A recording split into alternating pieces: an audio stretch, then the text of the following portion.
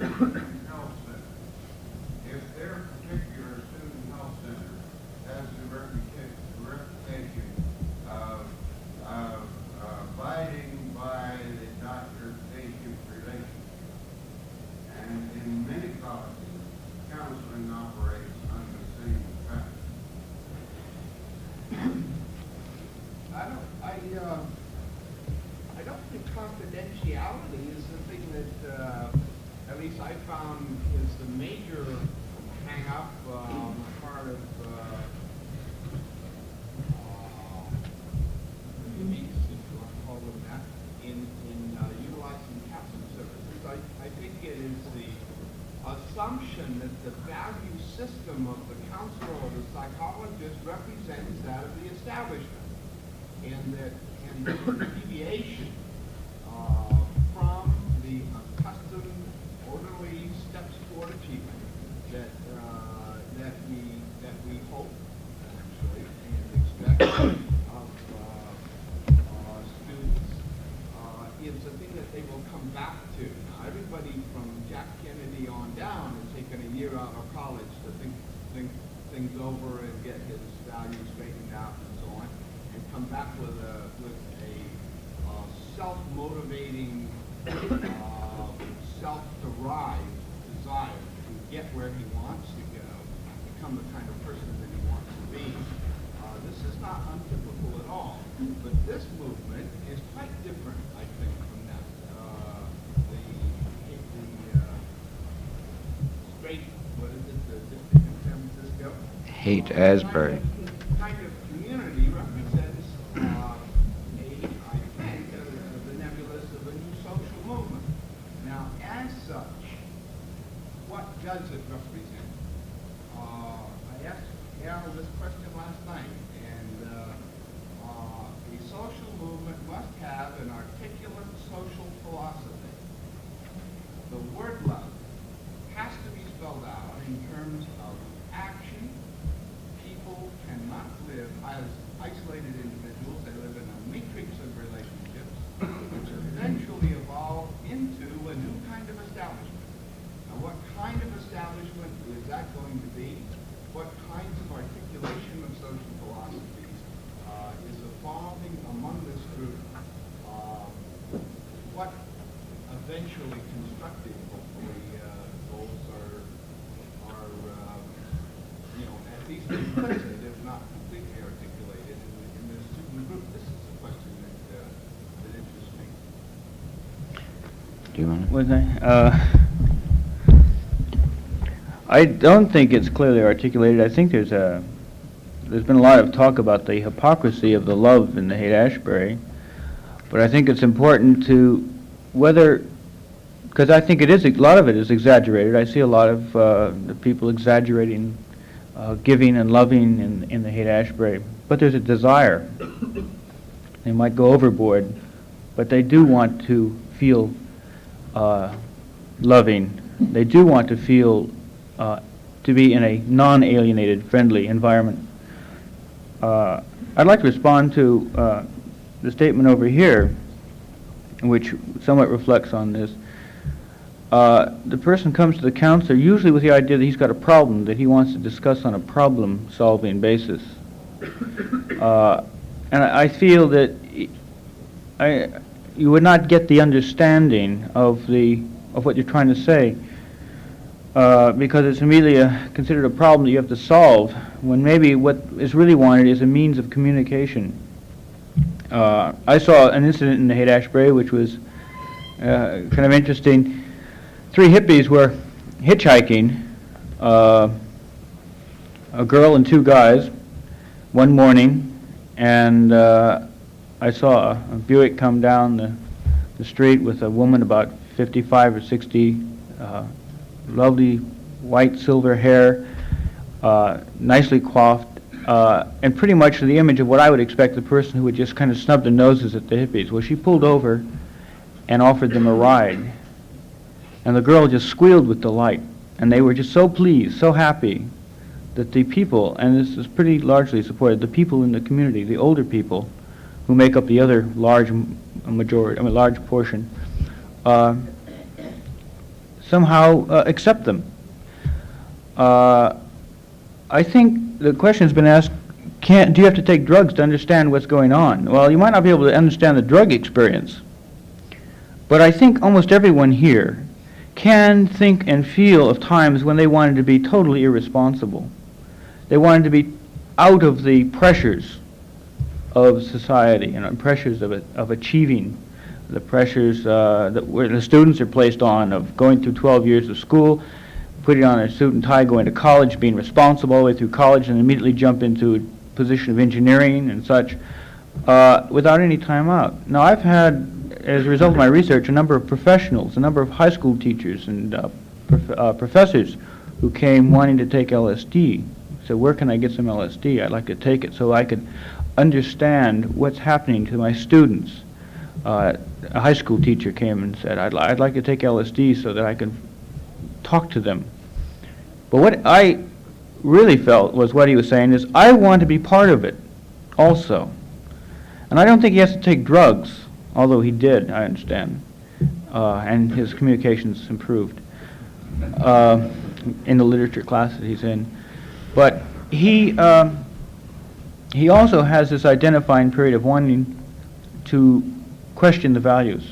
And I don't think there's any harm in that. I think there can be great help to these kids, too, in allowing them to question the values and responding to them in yourself, because I think almost everyone has got some feeling, and that may help communication.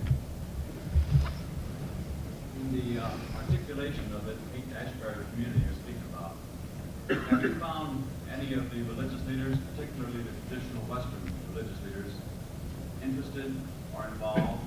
And secondly, do you think the community wants them to be?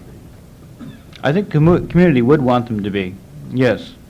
I think if there's any sincere attempt to communicate, to listen, maybe to experience, be it the be-ins, they really appreciate. In fact, I remember seeing several nuns at the Human Being, and many of the kids were very pleased to see them there. Because essentially, first of all, you're human, and then secondly, you are whatever you are in a observable role.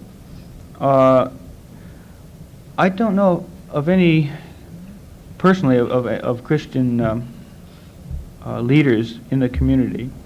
I know Dr. Pike is highly respected by the kids. Also, another thing I'd like to point out is there's a tremendous stress of Leary as being the leader. And in the Haight-Ashbury, he is out. He is not the leader, as far as the Haight-Ashbury people feel. At the Human Being, he came on much too strong. He came on like saying, I want to tell you where it's at. Tune in, turn on, and drop out. And the tone of his voice was very much in contrast with the feeling in the air. He came off very badly. It might be important, maybe for some of the kids who are on the borderline, though, and there is importance. I understand that the term tune in, turn on, and drop out wasn't really started by Leary, but it was used by Paulson at Berkeley and Friedman at San Francisco State in describing Leary, but he liked it, so he adopted it.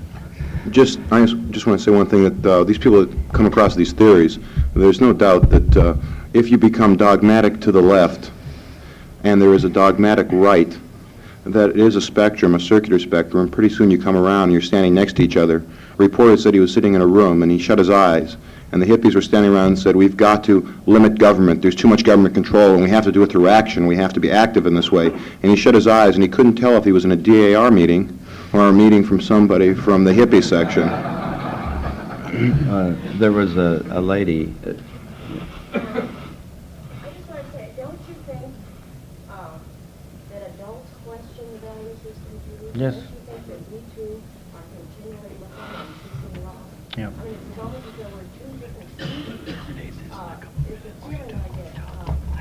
Maybe it's just that we don't think that drugs are related to the nicotine method that we object to. Not the fact that you're simply because we are too. Well, I don't think condemn the drugs. I mean, don't to condemn the whole movement just for the drugs. Also, I agree that there is a desire to question the values and to feel love, but I think a lot of hippies feel that. But you're still going to not show much movement in making changes in the establishment, making changes that may help. They feel it's much easier to start a new community, which they're planning to do. It's Trying to identify the What is this that you talk about? Yeah. We have time just for one or two more questions. I wonder if, rather than moving toward becoming another social movement, hippie culture, we use the term broadly, isn't more in the nature of a sort of native, unconscious existential reaction to a sense of being boxed in by the square run? If it isn't a little closer, perhaps, to anarchy, in the best sense of the term, not the popular sense, than it is to something becoming another social movement to turn to become rigid and hostile. Brief. I think you're right to a great extent. There's most people that are in this hippie movement, as you'll call it, we decided to put a label on it now just for the sake of discussion, are people from middle class or upper middle class homes, for that matter, that have had a great deal of things given to them in life and have become upset because these things have been given to them, and are upset with the value systems that this establishment, the middle class, the upper middle class, the nouveau riche, what you will, have established. And this is the establishment they're striking out against. Now, these people are able to talk in ideals, and this is where they move. There's very few among these people that transfer this ideal into a form of action. That is, many times it is, and indeed, a screaming into the wind. Now, there are different groups forming all around. Is it a social action? Well, it's social if it concerns people and if they're doing something. Is it just anarchy? At times, aren't we most of us acting in anarchy if we didn't have a leader anyway? So I'm sure. I think a great deal of it is idealization, though. I will have to stop. We're going to have to stop, but I would like to thank members of the panel, and I would like to say just one last word. All right. The important thing I would like to say, very briefly, is that a rigid position is not going to help any of us. I think too often we take opposite kinds of poles, and I think students do this too, and also that what you speak of as anarchy may be a kind, for some students, of generational rebellion. So there are many different things that enter into this drug culture, but not to be suggestible. That's the important thing. Some students are sort of in limbo, and they are suggestible to their friends who may be members of drug culture, and they'll be more suggestible to members of the older generation who are more willing to listen and to try to understand. One brief word now from Mr. Rinker. Yes, something that might help when you go back to campuses. You might wonder, the book was mentioned last night, does it represent the views of the hippies or the people in the Haight-Ashbury? And I had the same question in mind. I agreed with quite a bit what he said here, Mr. Simmons, and it's happening. So I asked a lot of my friends and a lot of hippies in the Haight-Ashbury, and I didn't meet a single one who disagreed. They had criticisms, some saying it was a little clumsily written, but they felt it was a sincere effort and a fairly successful effort in expressing what they feel. So that I do think it is a valuable possible means of understanding what is happening. Thanks.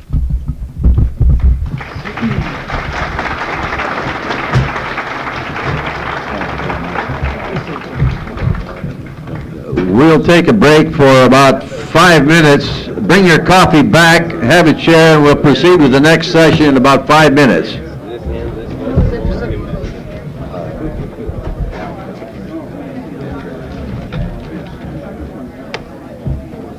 I'm going to need to do a little reading. Yeah, we got this podium right here.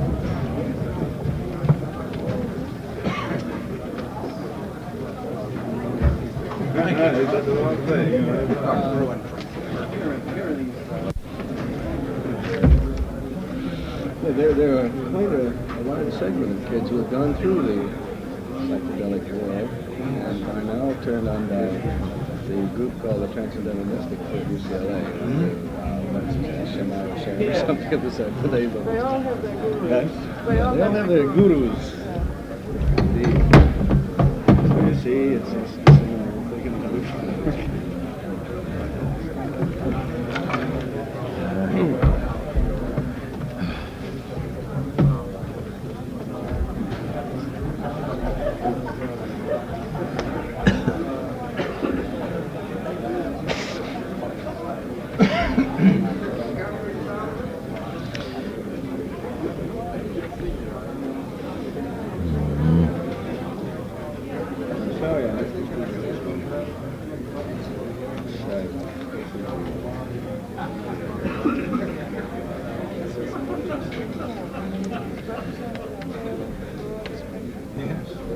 Just before we begin this next session, I'm going to ask Dr. Nollis to make an announcement here concerning an important aspect of the evaluation. Dr. Nollis? I hate to keep popping up, but from experience, and I've had a lot of it in the last 4 weeks, I recognize that a number of people, for good and valid reasons, do get away before the final formal resume and evaluation. You will find on your chairs, or will have picked up over on the table, a rather formidable form. We're a little bit embarrassed to impose it on you, but we do feel that it's extremely important for a variety of reasons. This is the one thing that will be a thread through all 7 of the regional conferences, and it is extremely important to us.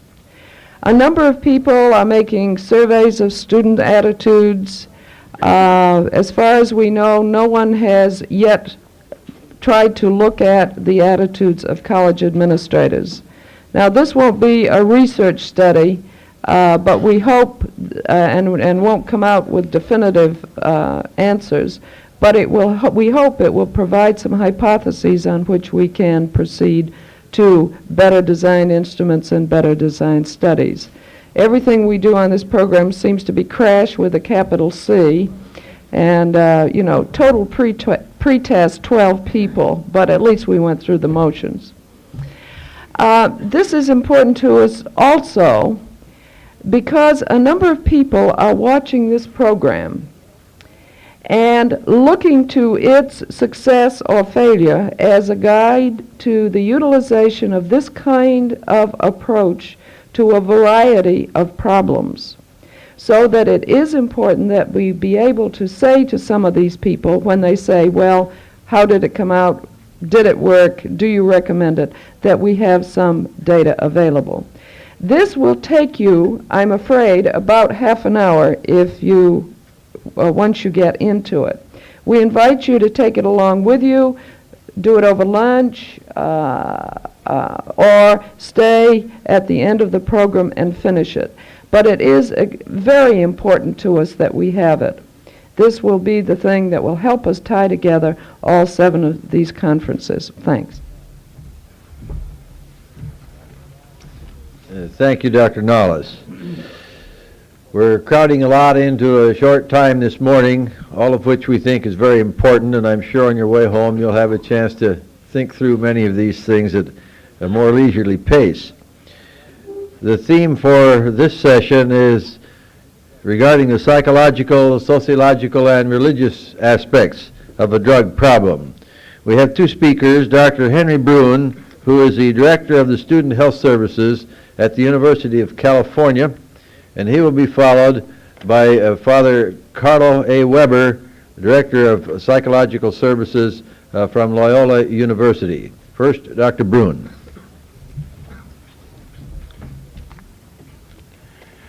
After the remarkable smorgasbord that we've been subjected to in the last 2 days, I feel as if at this point I should merely say I agree with everything that's been said and sit down. I'd like to address myself, though, to the topic of communicating with the student, and a great deal of what I am going to be saying you have heard echoes of from other speakers. I've entitled my diatribe, "You've Got to Know the Territory."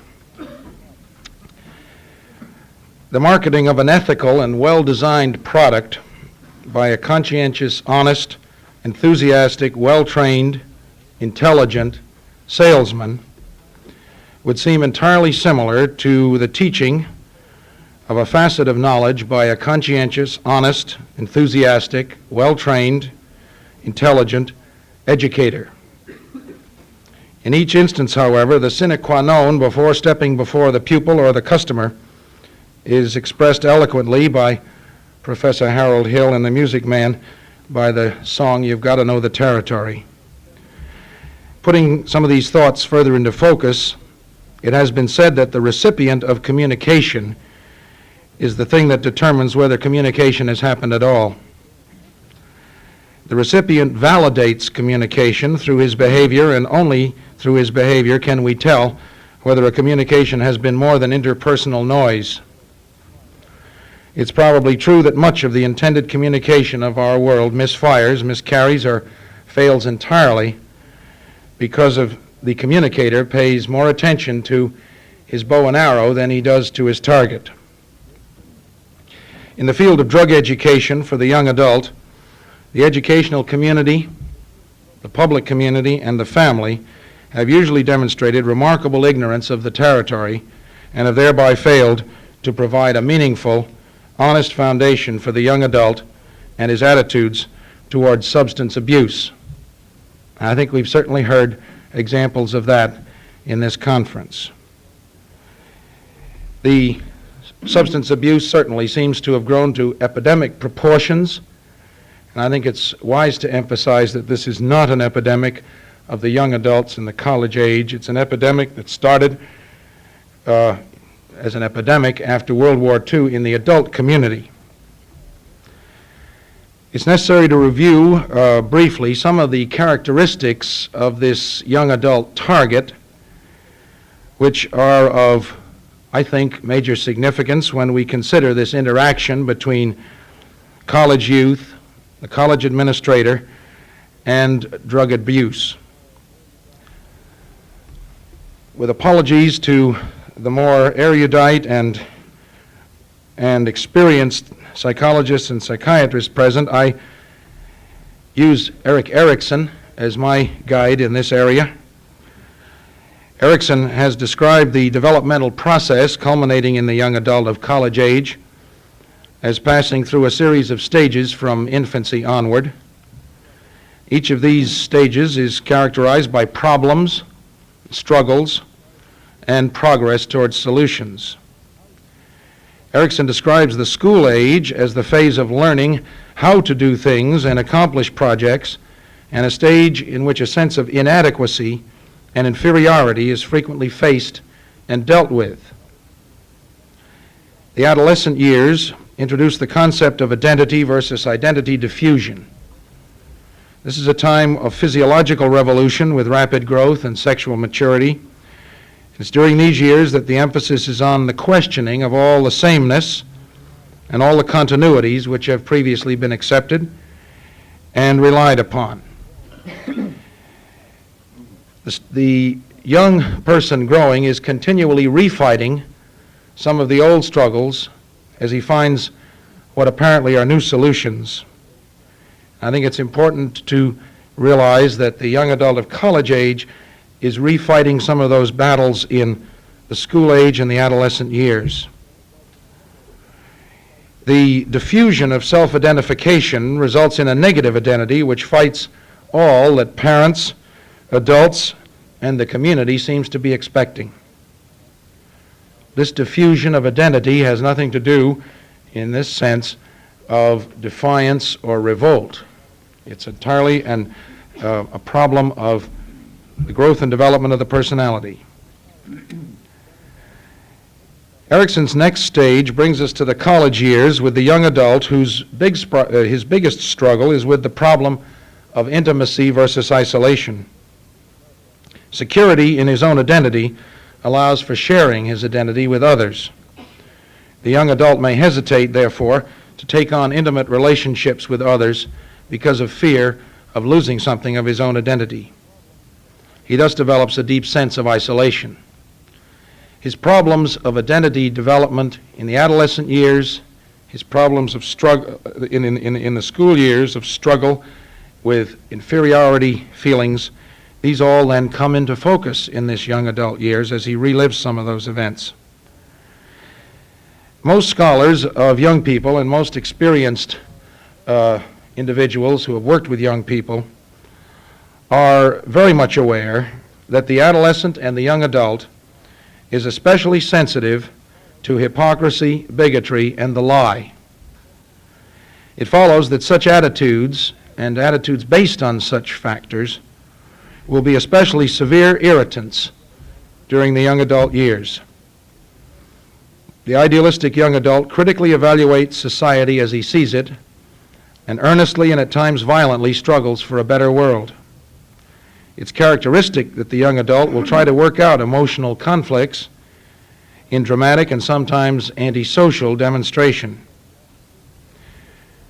Dr. Dana Farnsworth has emphasized that the application of punitive sanctions at this period in the development of the personality may perpetuate undesirable behavior and may make rebellion even more intense. Such punishments seem to justify the young adult's resentment and postpones or prevents the acquisition of self-control. With this brief review of the characteristics and quality of our target on the college campus in mind, examples might further illustrate some of the communication problems. I'll start with these examples are drawn from life, as we say, and I'll start with a rather wild one that you might see how it comes onto the college campus. But this is a salesman who's employed by a large and vigorous drug company to promote a new product among the medical profession.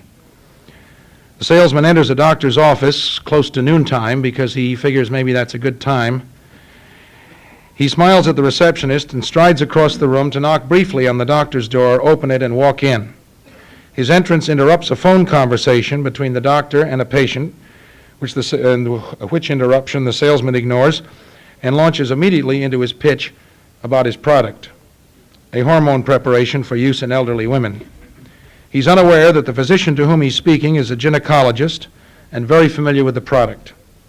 The salesman's attitude towards his potential customer is imperious, and the physician is unable to interrupt him for several minutes. When he asks the physician if he would be willing to place an order for this drug, the not unexpected answer is a resounding no, accompanied by a very vigorous and explicit instructions to leave the office. This salesman failed because of an abysmal ignorance of his target. Contrasting this, a college decides to put on a series of lectures to the student body on topics of concern to the administration. Among these topics is the use of drugs by the students. The student body is rallied by an announcement that the possibility of allowing alcoholic beverages on campus will be discussed. This seductive approach results in a massive turnout. The lecture was then given by a member of the faculty in philosophy whose personal religion forbids the use of alcohol or drugs in any form. The information presented is poorly disguised temperance material, and the use of drugs and alcohol by the young adult is presented as a moral issue and as the first step towards complete degradation of the soul. Here the teacher or administration demonstrates an equally remarkable ignorance of the target. A further example would be the college which puts on a series of 3 motion pictures on the subject of drug addiction. These productions emphasize the horrors of the heroin addict's world, the exaggerated criminal activities, and the implied common result of insanity. No one from the college administration is available to answer questions. The motion pictures are shown, the lights are turned on, and the result is hilarity and resentment. I think that another example of that was brought out this morning. I won't belabor it any further, but the use of the cartoon book that Mr. Rinker used appallingly, this is being used on college campuses and being distributed to college students. I think this is another example of a deep lack of understanding of the target. Now, the broad topical communication areas for dialogue between the student body, the personnel administrators, the physician, and the institutional administration, I think can be summarized in a few areas.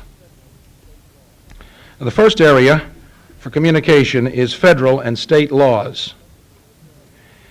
I have found in traveling around and discussing this subject in high schools and colleges for some years, a remarkable, abysmal ignorance on the part of most responsible administrators on the subject of exactly what the laws are in regard these substances which are being abused. I think the university and college administration should have a very clear concept of what the laws are and how they apply and where they apply. And we've certainly had some of that material presented to us in these sessions, and I think that's very valuable. Now, local, county, or municipal ordinances are also very important. And they may vary, they may extend, and they may modify the state and federal laws. And I think it's very important that the college administrations be familiar with their local law enforcement people and be in good communication with them, open and that is open lines and sharing concerns and problems. I think this is a very important thing. I'm very grateful in Berkeley for what I think is an open line to our law enforcement people in that city. Now, thirdly, an area of communication is the policy of the college or university. This policy should be loudly and clearly stated with as little ambiguity as possible. This, again, is a very rare event in my experience. Now, I might give you an example just to illustrate what I mean. This is from a college, or it's from a university in a neighboring state. It is a statement in regard to alcohol, but I think the principles involved in this statement can be applied to drugs as well. This is a statement in the general catalog, which is distributed to all students and parents and curiosity seekers. Like most general catalogs, it may be read by 10% of the student body. The statement is also posted prominently in various parts of the campus. And it states, the policy relative to alcoholic beverages, and for this read drugs, if you will, involves a minimum of rules and a maximum of individual and group responsibility.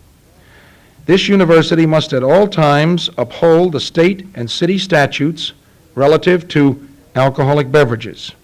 It interprets this to include that the storage, possession, and use of alcoholic beverages is not allowed in university-supervised houses, apartments, residence halls, on sorority and fraternity property, on the university campus, or on other university property. That's fine. That's that university's interpretation of their local and state laws and statutes. I'm not recommending that that is your policy, but I'm saying this is a recognition by them right away of how they interpret their laws in their community. Further, any student of legal age who exhibits offensive behavior on university-owned or supervised property while under the influence of alcoholic beverages will be subject to disciplinary action. Now, it will be noted that this sort of statement reflects not only the knowledge about regulations of the city and state laws, but it emphasizes that, quote, offensive behavior, unquote, under the influence of alcohol, or for that matter, drugs, will be subject to university sanction. This type of university policy has the advantage of being straightforward, of reflecting realism, and with a clear-cut definition of the way in which alcohol or drugs is of concern to the university administration. Now, a fourth area of communication with the student body is certainly the area of health education. Now, some of you may be involved with institutions in which health education courses are required. This is not common, but there are available in most institutions courses involving the broad area of health. I think it's very important that these courses be evaluated and reviewed in terms of what they are saying about drugs and other types of substance abuse. There are also very wonderful opportunities for informal presentations involving the subject of health education. Many subjects can be discussed in these things, including such topics as substance abuse, venereal disease, cigarette smoking, alcohol, sex, motorcycle accidents, etc. These kinds of topics, I think, should be part of the plan of a university or college administration on a routine basis. I think these informal sessions on such topics require, indeed demand, deeply involved student participation, student panels, student speakers on these topics of what could be called informal health education. Now, the fifth area is the one that I hear the most about. This is the student with a problem involving drug abuse. When he presents himself to somebody in the college or university or high school administration. I've gotten around a great deal with high schools. I come from a background of practice in pediatrics in which I worked for 15 years with PTA boards and school boards in the various areas of health education. And the most common question that I've been asked in this time is, what do I say, etc., etc. And we've certainly heard that here in these sessions. We heard it at our workshop yesterday. What do I say when? This is the moment when the administrator or the physician must exploit the opportunity with very special skill and, above all, with firmness, conviction, and sincerity. Sincerity, honesty. All of which, hopefully, will be based on facts and knowledge about drugs. And that's one of the purposes, one of the many purposes of this kind of a conference, is to provide some more ideas and some more knowledge about drugs. This moment, the moment when the student presents himself, is, I believe, a very crucial one. It's very difficult to draw up a handbook on how to answer questions. I've done it somewhat facetiously at times. Like, what do you do when the student says to you, I'm smoking marijuana? A, change the subject. B, tell him about the law. C, get mad. D, remind him of university regulations, etc. This is not easy to give you a recipe in advance. I want to emphasize, however, that I think the basic area is a combination of knowing something about the young adult who is saying that to you, knowing something about him in general, and eventually learning something about him specifically. I have the other one, is what do you do when somebody is walking around naked and raving about the glories of LSD? A, turn your back. B, give him your coat. C, call the police. And one inhabitant of a suburb of the Bay Area took an axe to him, which I think is probably a relatively violent reaction, and I wouldn't condone it. He certainly expressed some thoughts by that act, but it was a very negative thought. The young adult in this situation, I think most of all, needs a firm, decisive opinion. You've all got some opinions, I hope. They may be subject to a great deal of debate and a great deal of philosophical discussion, but I would enjoin you to express your opinions without equivocating and without saying, and without blaming somebody else, like, I've heard that. What are your opinions? And I think you must form some of these opinions ahead of time, knowing that you will be, if you haven't already, been faced with this individual student with his problem. Now, while moral laws have as much significance in our culture as civil laws, certainly, it's clear that moralizing will result in a very distracting argument in which the young adult leads himself and the educator into all sorts of completely irrelevant byways. Frank, open recognition of the inequities and ambiguities in our social order and the legal climate prevents another distracting type of debate. Now, I must interject a thought on this confidentiality factor in this moment with the student, and I think I am hung on this, and I think it's a frustrating thing. I think it's rather difficult for the administrator who is identified with punishment, discipline, rules, rewards, scholarships, grades, and finances. I think it's very difficult for that person to say, I am completely, I am completely in your confidence, and I will not, you can trust me.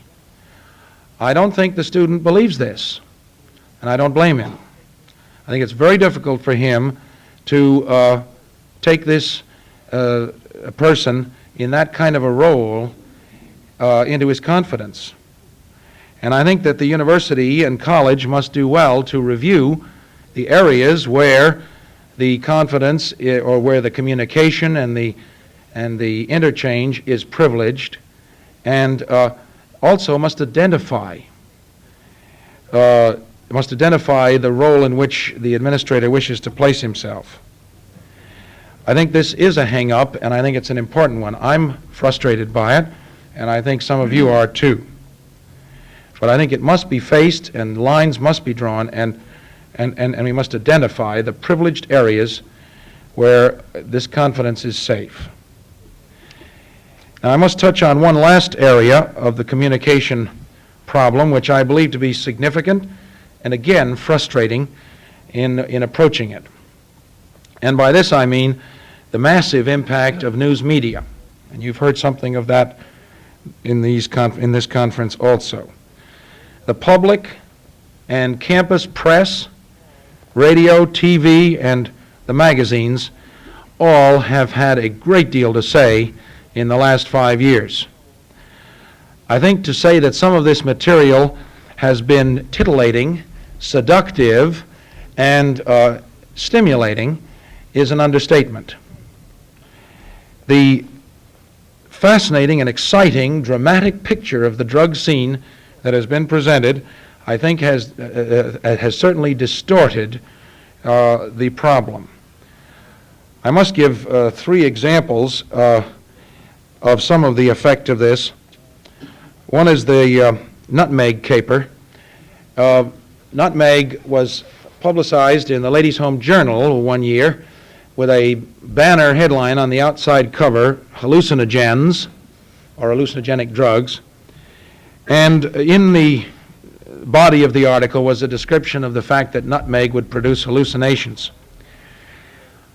Having some contact with the local cigar store where magazines were sold, I am able to determine that within 26 hours of the magazine hitting the deck, we had 3 girls hospitalized for acute gastritis due to nutmeg ingestion. This is a fairly fast take-up. The latest thing we've been through, or we haven't been through it. The latest thing we're going through is the banana peel caper. We have some time factors on this. You've heard a little bit about it yesterday morning. That adds to our calendar. It was published in the Berkeley Barb, which is a communication mechanism in the hippie world, if you will, on Friday a week ago. And in the Berkeley Barb was a recipe for how to prepare it and what to expect. On Saturday, now the Berkeley Barb does not have, I think, a massive circulation, but it has a significant audience.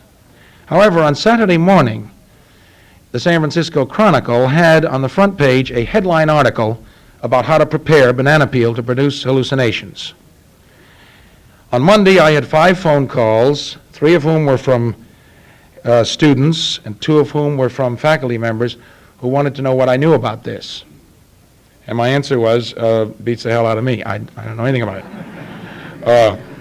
The Tuesday passed relatively quietly. I had a call from a neighboring community police officer and a call from a lawyer inquiring about, what's with the banana peel.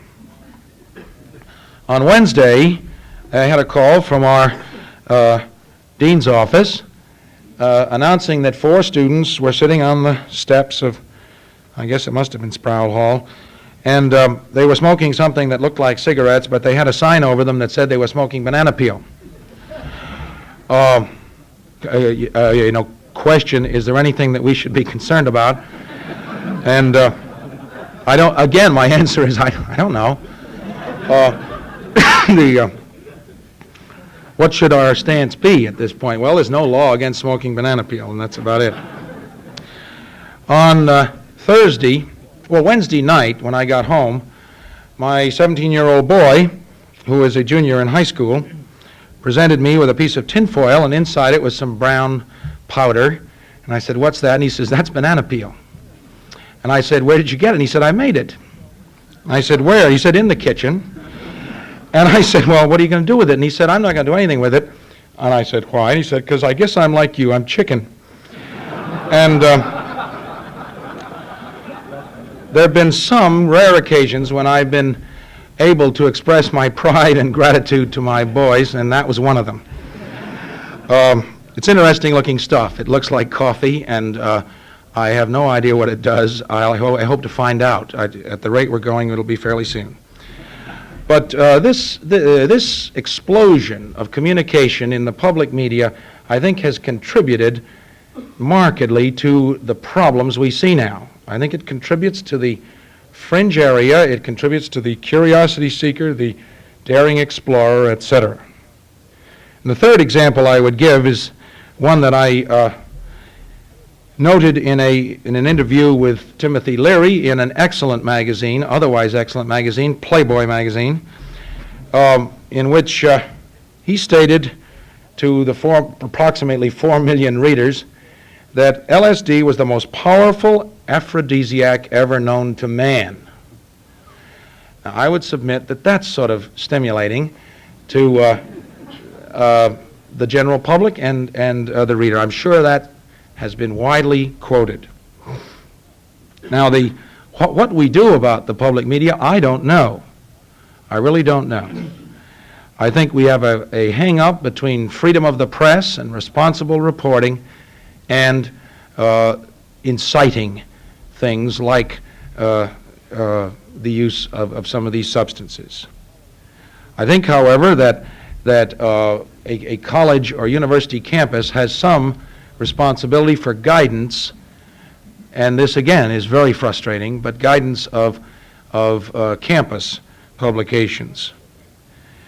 The summary of what I'm trying to say then is that the college or university administration must face this challenge of serious and widespread substance abuse by the young adult, utilizing fully our hopefully well-established knowledge of the personality of the young adult that we're dealing with, as well as our rapidly developing knowledge of the complex drug world.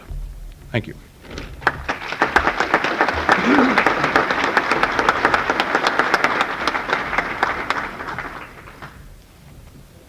We thank you, Dr. Bruin, for a very informative talk. We just had a message from the management that the special on the luncheon this noon will be Mexican banana splits.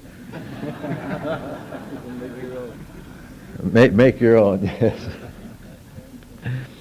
Our next speaker on the religious aspects of the drug situation is Father Carlo Weber.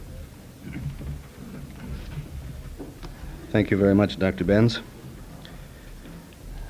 At almost the close now of what has been a day and a half of what Dr. Bruin has described as a smorgasbord of fact and opinion about this complex issue, and in the face of the many dilemmas and frustrations which you must face as administrators who contend with this problem on the campus, I'm not altogether sure right now whether the placement of the religious aspects of the drug at the very close of this program constitutes some indication of culmination or last resort.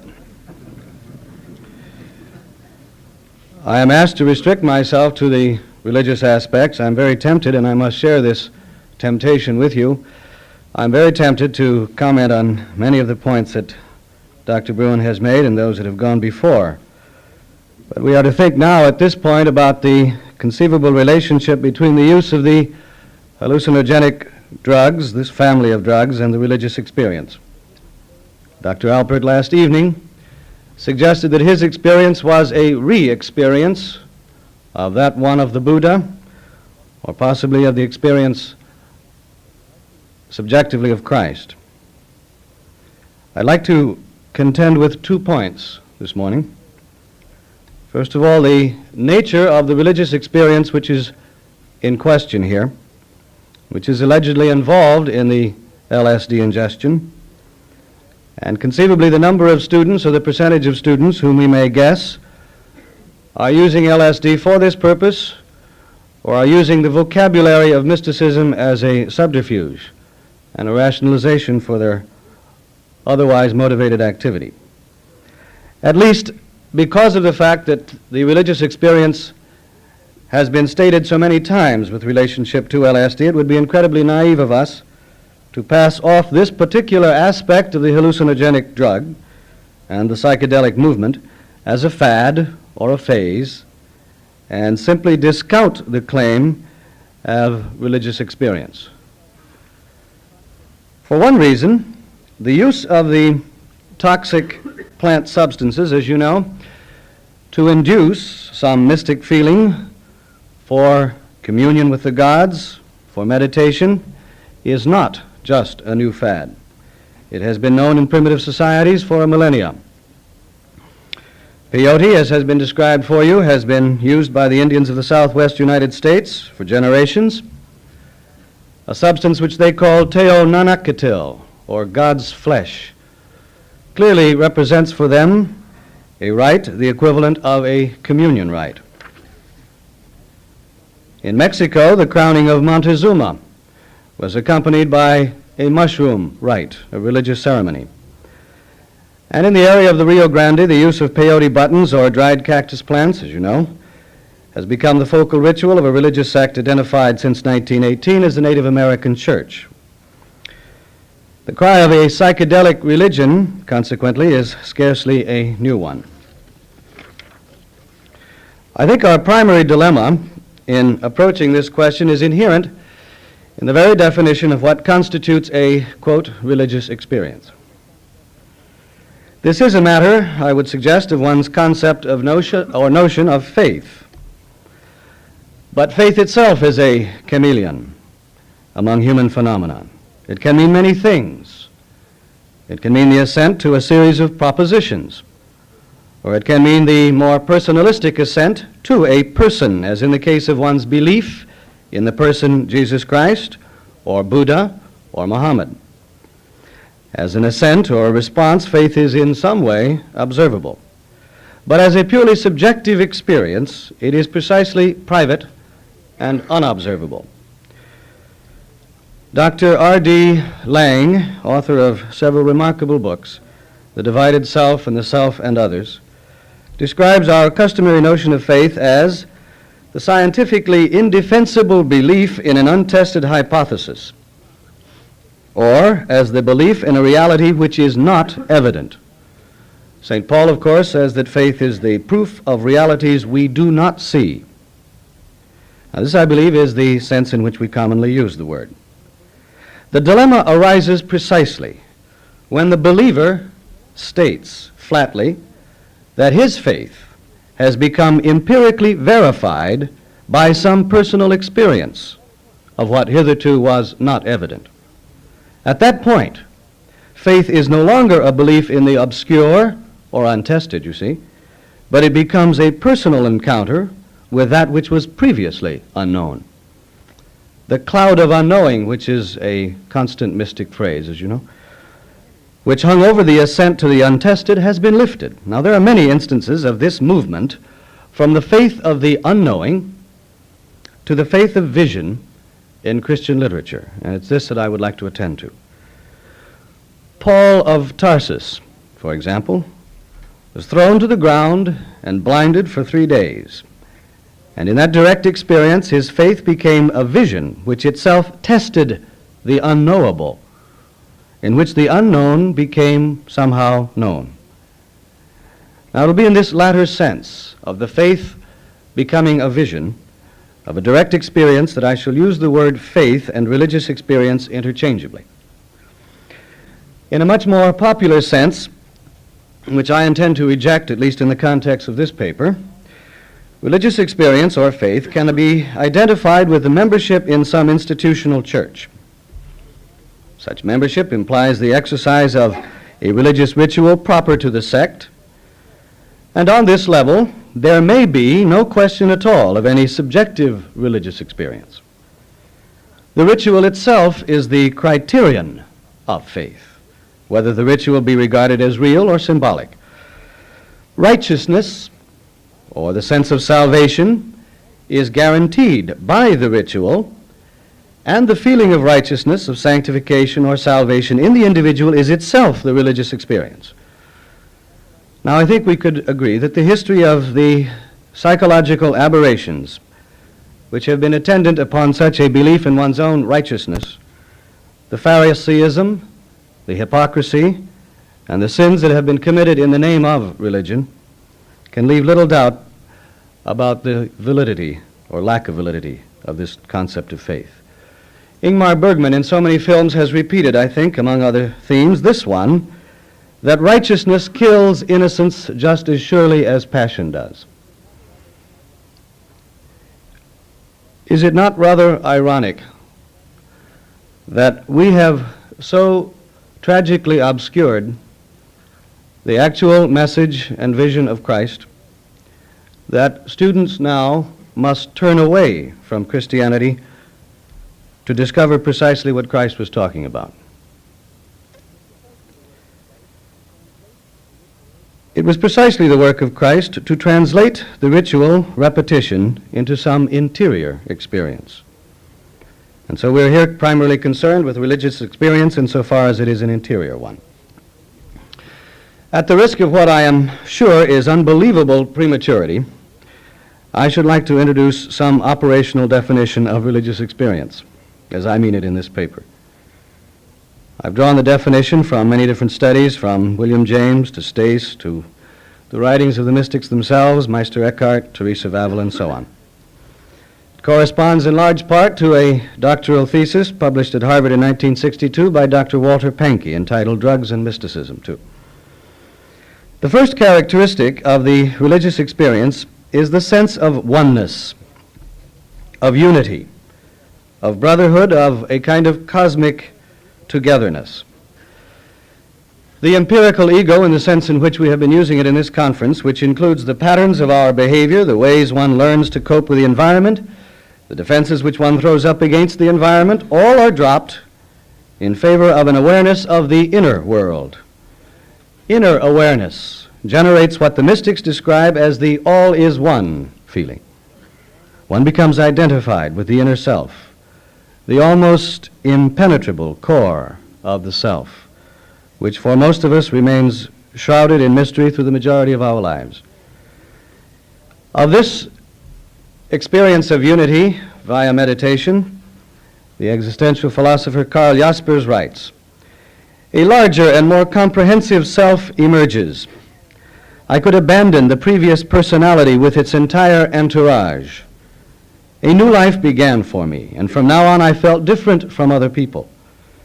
The self that consisted of conventional lies, of shams, of self-deceptions, of memory images, a self just like that of other people, remained in me, but behind and above it stood a greater and more comprehensive self, which impressed me with something of what is eternal, unchanging, immortal. Words that are not altogether dissimilar to the verbal reports of the religious devotees of LSD. For the individual in the quest of the transcendental self, of which Jaspers is talking, there is a movement in which the center of experience veers away from the ego, which mediates between the self and the outside world, into the self. And for this reason, the usual boundaries between the self and the non-self are lost. And it is out of this loss of those boundaries that one experiences the sense of unity. A second operational characteristic of the religious experience is the quality of insight and omnipotence. There is, in the experience, a direct, intuitive, non-conceptual experience of the self, which leads to an absolute certainty that the experience does reveal what is profoundly real, and that all other previous empirical experiences are less real, even perhaps illusory. We reach beneath the games to find what is ultimately and primitively real. And the insight, of course, leads to a feeling of great power. Who could suggest to Paul of Tarsus, after his violent encounter with the divine, that he had not really met what was real, and that his profound personal experience still needed further scientific verification? In the experience itself, there is the power that comes from the sense of ultimate reality. A further quality of the religious experience is the transcendence of space and time. These dimensions become virtually meaningless for the duration of the experience. The subject of the experience tends to feel that of a sudden he stands outside of time, in eternity or infinity, beyond both the past and the future. And incidentally, in his this is remarked by Dr. Stace, an extraordinary commentator on mystic life, in terms of his own experience this way: from the perspective of the timeless, I could see my life in retrospect and in prospect. It was as if it had all been lived through before, as if we had all been here before and would be here again. And incidentally, in his presentation at the Santa Monica Civic Auditorium, Timothy Leary began his happening with the words, "We have all been here before." Dr. Alpert last night described the sense of the compression of time in the drug experience. Time and space, of course, require some identification with the world around one, and with the loss of that identification through the functioning of the empirical ego, the feelings of time and space are also lost. Throughout both Christian and the Oriental mysticism, there is always a sense also of sacredness, a silent, hesitant response to the presence of some inspiring value, as was expressed in Rudolf Otto's term, the mysterium tremendum. In specifically Christian writings, one finds this in the literature of the sacraments. The original Greek, after all, for the word sacrament was the word mysterion, or mystery. And it is precisely in the sacrament that the divine and the material are fused, and one encounters the two in one. And this encounter with the divine through matter reduces from the subject a sense of awe and reverence, which is the prelude to worship. Accompanying the sense of sacredness, of course, is a very positive feeling of joy, of love, peace. The peace may be quiet, or it might rise to an intense form resembling some kind of psychological climax. It is the peace which surpasseth understanding, as much of the Christian literature has it. Anxiety is dispelled, and there is a feeling of relaxation. And in milder form, it can be described as a kind of quiet tenderness. In a rather different vein, the modes of thinking during the experience, mystic experience, are said to be altered. Once again, the removal from the restrictions of the immediate physical environment and the testing of that environment make it possible for the mind to swing through empirically untestable realms, Contradictions, for example, which of course are rendered impossible in the physical world, are conceivable within a purely conceptual, dialectical world. You will recall that in Hegel's idealistic world of thought, there is a coexistence of contradictory ideas. And so in the world of the inner self, there is a kind of paralogic that violates all of the Aristotelian categories, and yet seems at the moment to be, to the subject at least, to be eminently logical and sensible. One in the mystic experience can claim, for example, to live and die at the same time. One can speak about being in the body and out of the body at the same time. In violent forms of psychopathology, too, something of the same process is described, especially by Dr. Arrietty in his work on schizophrenia, as a paleological framework. The individual can think that he is both Lyndon Johnson and Jesus Christ at the same time, because these concepts, somewhat unreconcilable in the empirical world, can coexist comfortably in the inner world. Finally, the religious experience can be described as one in which there is a conviction of the ineffability, the unspeakableness of the experience. Thomas Aquinas remarks that having attended the great banquet, the mystic experience, the agape or love feast, one finds oneself incapable of telling anyone else about it. The experience, so intimate, so deep, so private, defies verbal description. There are no words to describe it. Words kill it. All that one can say is, "Come and see." This characteristic, of course, can be rather enormously exasperating to the listener who would like to have some description of the package before buying it. Generally speaking, the experience is transient, lasting perhaps a few hours or a few seconds.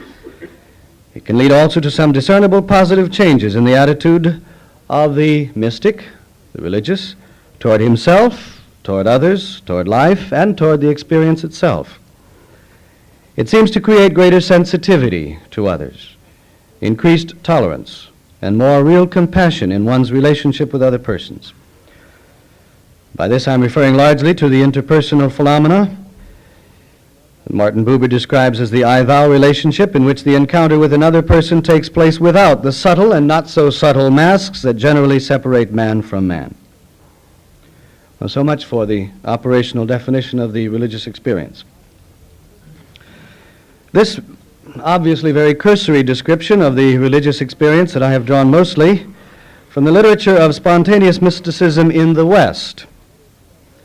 Now, the language of our neo-mystics of today is principally drawn from the mysticism of the East, of the Hindu, the Guru, the Buddha, and I feel somewhat at a loss here because both time and my own ignorance of a good portion of Eastern mysticism precludes the possibility of including that at any length in the description.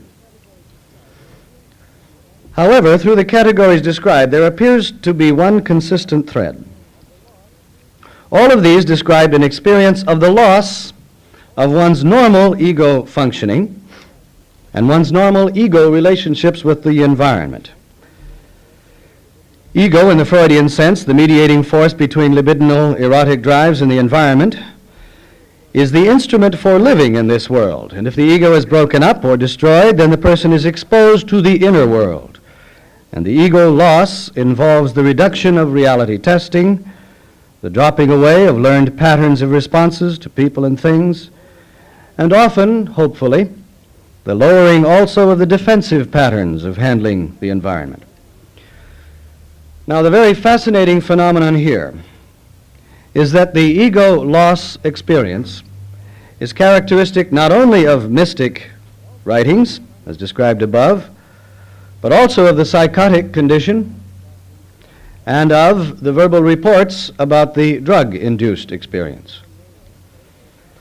It is for this reason that Timothy Leary can say, for example, and I believe with exceptional insight, that we do not rightly understand psychoticism because we do not understand mysticism.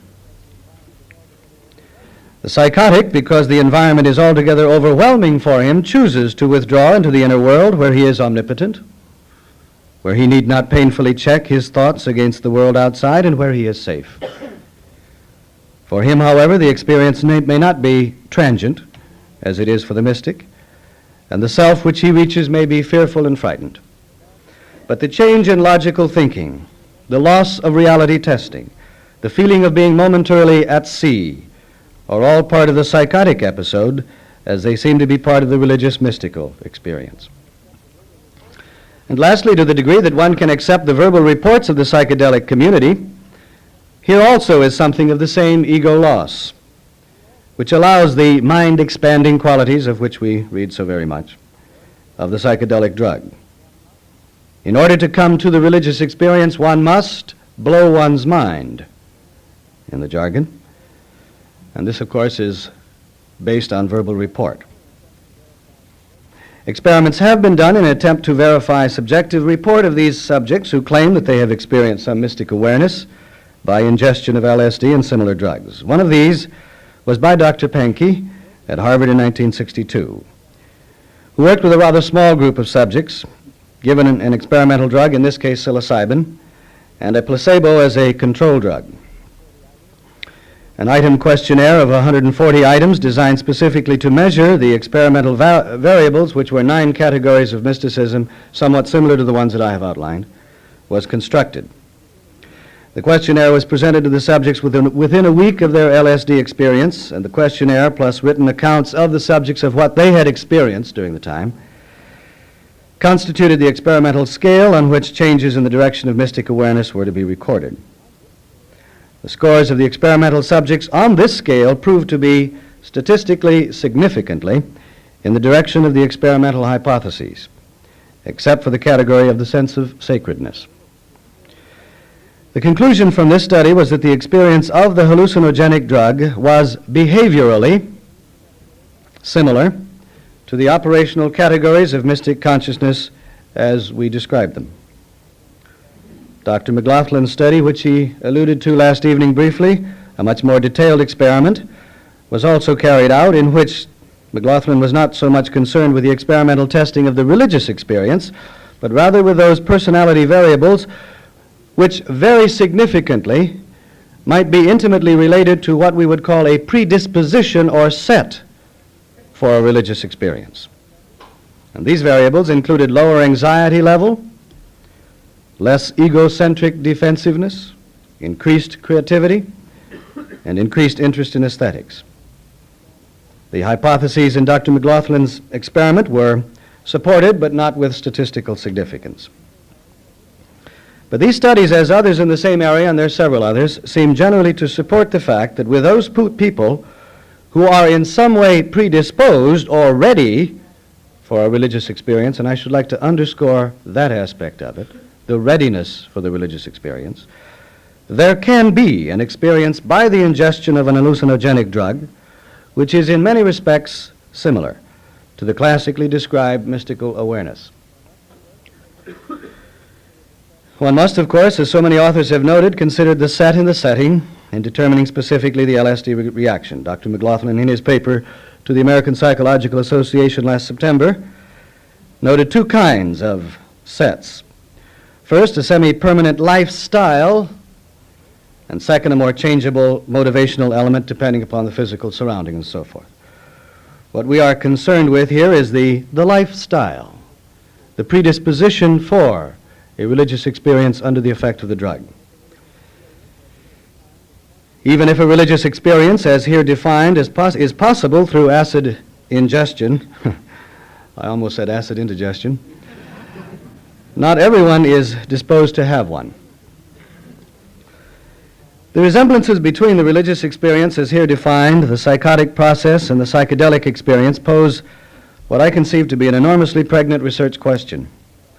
What are the similarities and dissimilarities in the ego experience as reported by mystics, psychotics, and acid heads? Some similarities we've already noted. I think you can make the adjustment to the LSD experience readily. The dissimilarities would appear to rest upon the person's readiness for religious experience, whatever that may be. We know precious little of this. To my knowledge, the extent research on this is extremely slim. A few interested students and I at Loyola are initiating a review of mysticism and of the Romantic literature, hopeful to develop some research hypotheses, some concrete research hypotheses in this area. Now, this, of course, in turn is part of a much larger question about the diagnosis between mystical experiences on the one hand and similar forms of psychopathology on the other. For example, is the asceticism of the Hindu fakir or the yen for martyrdom of the early Christian ascetic, is it a form of violent self-punitive masochism, or does it really constitute the heights of a religious experience? What are the relationships between what are called the heights and the depths of human experience? Research into the relationships between the ego loss experience of the mystic, the psychotic, and the acid head could, I think, contribute considerably to this fascinating problem which lies in the nether world between religion and psychiatry.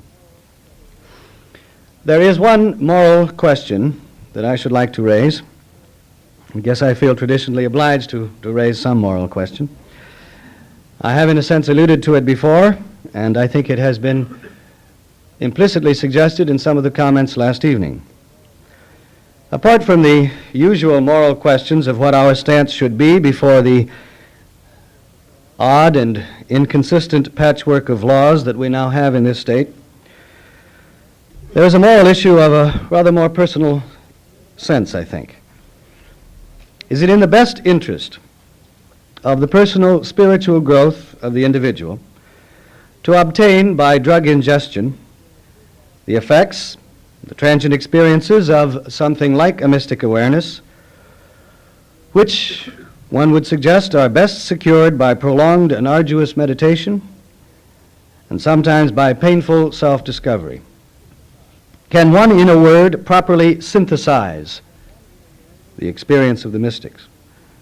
What may be the long-range social and personal effects of what Dr. Alpert had called a crutch last evening, and the prolonged reliance on it for what one should be doing perhaps by dint of his own arduous soul-searching? I have no way of responding to that question. What I have tried to say suggests in general that what has recently appeared in this new psychedelic religious tonality, a new and exciting dimension in the quest for God. The awareness of the presence of God and the presence of the self, the awareness of the presence of the self, have become fused. The dualistic splitting of God and self has begun to vanish. I have, for example, myself heard not a few priests, rabbis, and ministers in our sensitivity sessions with them, which we operate now. They have remarked that although they had made many spiritual exercises of one kind or another, they had never had a religious experience quite like this one. Now one wonders, how can men in this capacity, sincere, honest, devoted, religious men, derive from a self-awareness experiment or a drug-induced experience without any explicit mention of God or religion? How can this be called properly a religious experience? And I should like to return to that question in a moment. There is a more immediate question, of course, and the one in which I presume you have more pressing interest, which concerns the percentage of our college acid heads who do in fact enjoy such a religious experience through LSD. How many can be said to have the predisposition, the lifestyle, the psychological readiness for an experience which requires of the mystics years of disciplined meditation and practice? Clearly, we have no statistics on this point. For what it is worth, I am convinced from my own experience of working with many in small group sensitivity sessions that many do. But I cannot substantiate that either. In any event, in the candor and in the honesty and mutually critical atmosphere of the sensitivity group, the genuine religious experience and the thrill-seeking experience quickly emerge in very, very sharp contrast. Differentiating between them at that point is not, in this context, a very difficult task. Indeed, we are in no way sure of what contributes to such a predisposition. And on the other hand, how many students are using the vocabulary of mysticism without the experience itself. I'm sure, at this point at least, as in so many other areas in which we are forced always to make individual prudential judgments in the context of an individual case, that the student personnel officer or counselor must decide in each case. Nothing, unfortunately, can relieve him of the pain of individual judgment here. There is simply not enough evidence to absolutize any norms for judgments, even if that were considered desirable, which I earnestly doubt. But suffice it to say that the claim of a mind-expanding religious experience as a function of the ingestion of LSD or any of the hallucinogenic family of drugs can by no means be discounted as it has been, and I quote, as sheer bunk. To return to the awareness of God and the awareness of self, I should like to close by saying that I have a suspicion, as Dr. Robinson states in Honest to God, that we have come a rather long way in our search for God. Traditionally, we looked for God out there somewhere, for a distant God who perhaps took a benign and occasional interest in us, and we found him, symbolically, on the mountain, the traditional holy place, the Mount of the Tables, the Mount of Sion. By no accident that the Sermon on the Mount is thusly described. This God out there easily became historically the God of law, because he was the supreme lawgiver who handed down the laws, or identified with authority simply. But this kind of God is not really livable. So we then looked for God in others. Upon Christ's suggestion that what you do to the least of my little ones you do to me, we sought him in others and in the service of others. But in the ethic of service, we also found ourselves filled with a good amount of self-deception. How can we be sure that we did not need those whom we helped more than they need us? C.S. Lewis has a rather delightful phrase about a social worker who was renowned for her service of others. And he remarks, "She helps many, many people. Indeed, you can tell all of the people whom she has helped by their hunted expressions." Finally, we are searching now for God in that place where we might well have been looking for him all the while, where indeed the mystics, prophets, have searched deep within ourselves. There, in the recesses and mysteries of the self, we may best find what we have always implicitly known was there, and have described as being there in the image of ourself. There, in the deep part of ourself, we might find what we have traditionally called the imago Dei, the image of God. Whatever brings us into genuine, honest contact with the self might well bring us into contact with God, however we describe him. This is not to say that this route does not have self-deceptions of its own, or that indeed God is not to be found in the other places as well, but only that this search has exciting possibilities, and I suggest we risk it. We live, after all, in a very secularized world. I use that instead of secular world in deference to Dr. Cox. In great part, we have lost our experience of the Spirit. And in the place of that experience, that direct experience of the Spirit, we are asked to have faith, a faith in what is not there. There is a prophecy in the prophet Amos about a famine. Not, he says, Amos, a famine for bread, nor a thirst for water, but a famine for hearing the words of God. It may be that that famine is with us, that we are surfeited with the secular, and that there is a new hunger for the spiritual, and that we are at the point where faith may become vision. Thank you.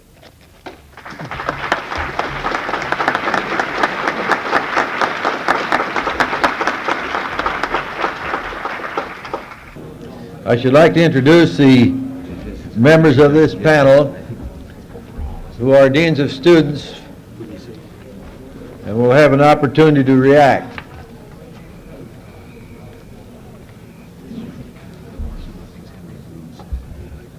I should point out that It has been said that the president of a college or university is like the shepherd of a flock, and the dean is the crook upon which he leans. We have four deans here who will react to what has been discussed during these very busy hours. Dean Arlie Williams from the University of California is substituting for Dean Atkinson from UCLA. This is Dean Williams to my immediate right. Father William Perkins, the Vice President, Student Services from Santa Clara University on the far right. On my immediate left is Dr. George Demas, who has been the program chairman for this conference. George is Dean of Students at California State College at Long Beach. And Mr. Don Sirianni, Dean of Academic Affairs, Cerritos Junior College at Norwalk. It may be that these gentlemen have met together and decided the format. I don't know if you want to go alphabetically. How do you want to do this? Who wants to be the cast the first stone? Arlie? Hey, Arlie. I think we'll call on Arlie Williams to kick things off. We know Arlie is a very successful man. He's one who always comes out on top, and so we'll hear from Arlie first.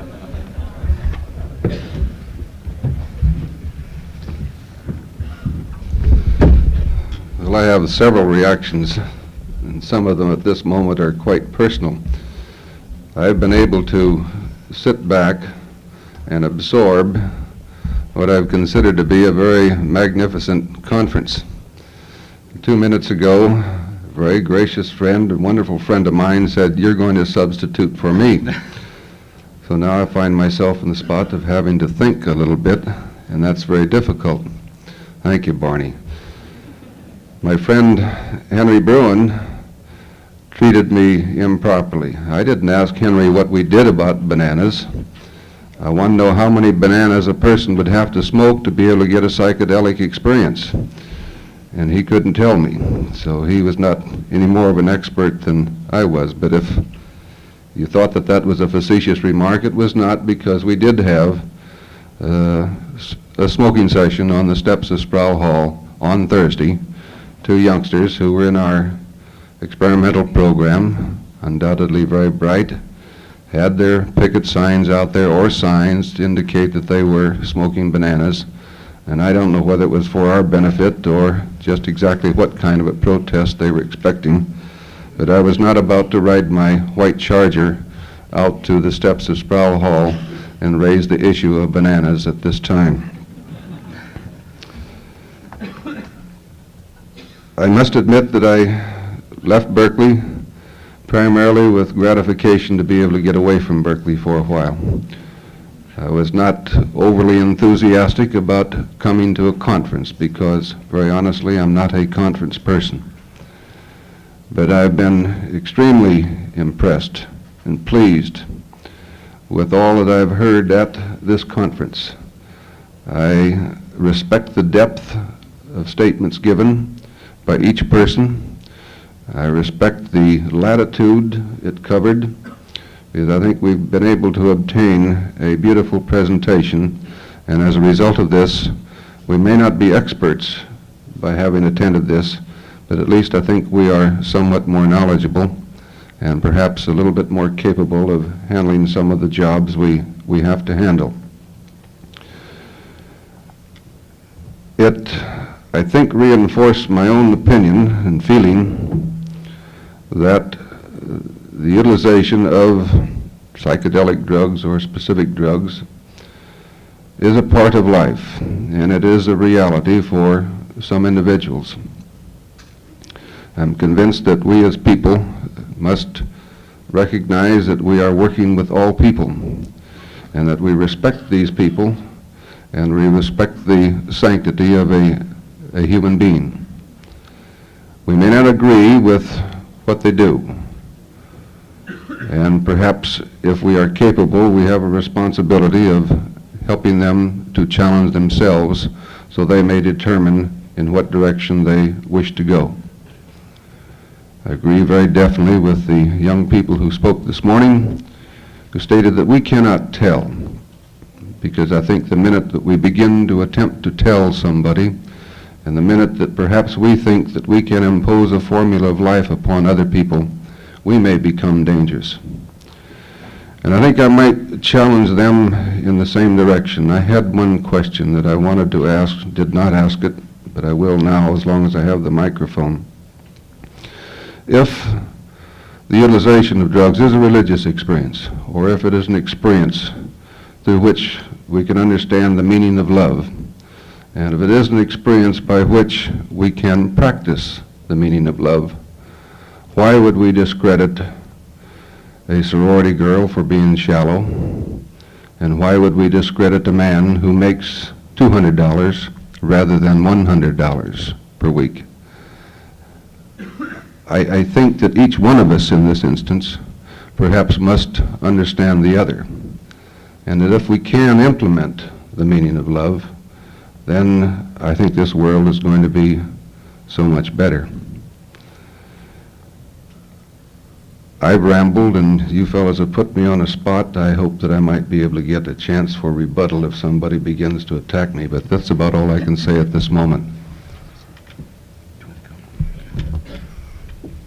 Perhaps the first comment which I might make is to repeat an opinion, of course, that I've had for a long time, which Father Weber reinforced. I'm not a mystic, but he has reminded us of a very interesting area, which I think will grow and develop in education. There was a period in the history of education, higher education in the United States, when religious education seemed to be just the prerogative of the religious-oriented school, but today we find springing up all over the country many departments of religion and religious education courses in state universities. And I think that what Father Weber indicates right now is a pretty virgin area in the line of exploration and investigation will perhaps broaden out and spread over a great part of the country so that we might be able to do some real scientific investigation into the nature of religious experience and how man seeks God. So I think we have really an interesting era to look forward to, in which many more schools will share in this search for God. I think oftentimes that we as deans of students come together more pushed by a certain agitation that surrounds our office, sort of a worry about the law. I wonder if this conference, or the one in Washington, would have taken place if there hadn't been that agitation. That's always with us. In other words, how do we stand in regards to the law?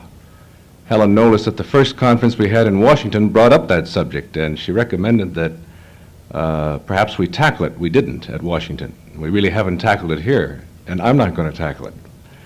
But we come together with really a sort of a dilemma, facing a dilemma. Where do we stand in regard to the law? And our students want to know this, and the faculty wants to know it. And then we have the other area, the other side of the picture, how do we function as educators? I think that we really do have to face the issue of where we stand with the law. It's a hard decision to make. It's a policy decision. It's a university decision. But it's so hard to do this, at least it is for me, and then face individual students with very genuine, sincere problems. It's the same thing with drinking.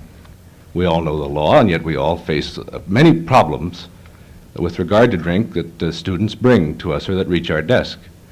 So it's a very hard position to be in, and I don't think we've resolved it. I'd like to hear it discussed sometime. Is there a resolution? Can you make a resolution within the office of the Dean of Students?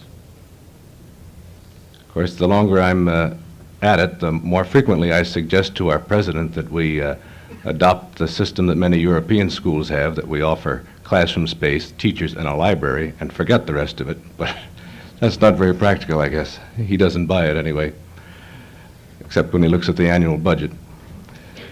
So I would like to just at least suggest that area, that we face that dilemma. how we stand in regard to the law, and then what role we will play as educators.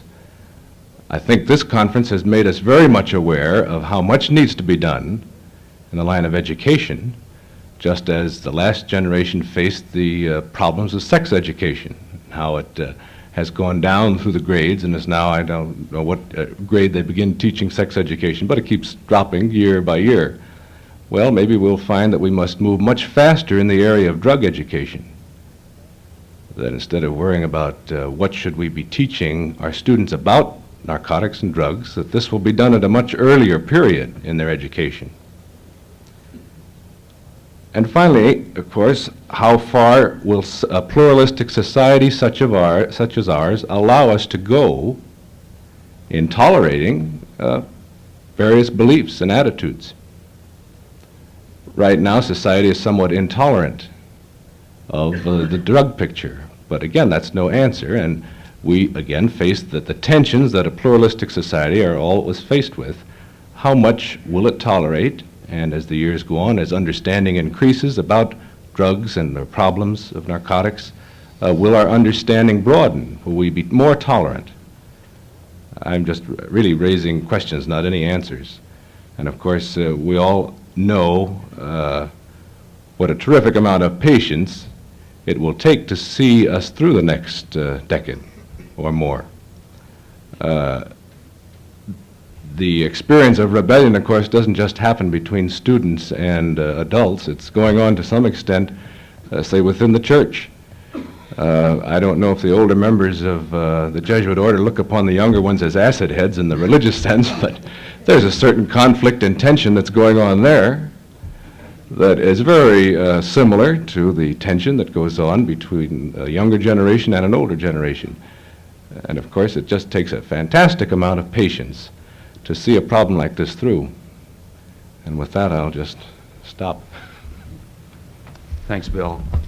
I have several feelings. I have 2 weeks ago, I would have given a different talk than I'm giving now. The reason I say that is I had the privilege of participating in a marathon sensitivity group session, which was unquestionably the most profound experience I had had in my life. And as Father Weber has indicated, it had many similarities to the experiences that many people say that they get when they take LSD, or many religious mystical experiences. And as a result of this experience, I think it made a deep impact on me, because the kind of talk I would have given, I don't think I would have been communicating, and I hope I'm communicating now, or will at least as I continue. I would have given a very verbal, glib, articulate kind of talk, well prepared, well thought out, but it wouldn't have had the feeling that I'm feeling right now. And I'd like to share that with you a little bit, because I think this is where we fall down as administrators. We have many constituencies in our job. We deal with other administrators, faculty, parents, the Board of Trustees, and I think we do a fairly good job with this kind of intellectualism, the games in terms of the right words and phrases and so forth. But we've really lost, I think, and done a very inadequate job in dealing with the so-called hippies, in dealing with the activist students, the students who are really challenging us.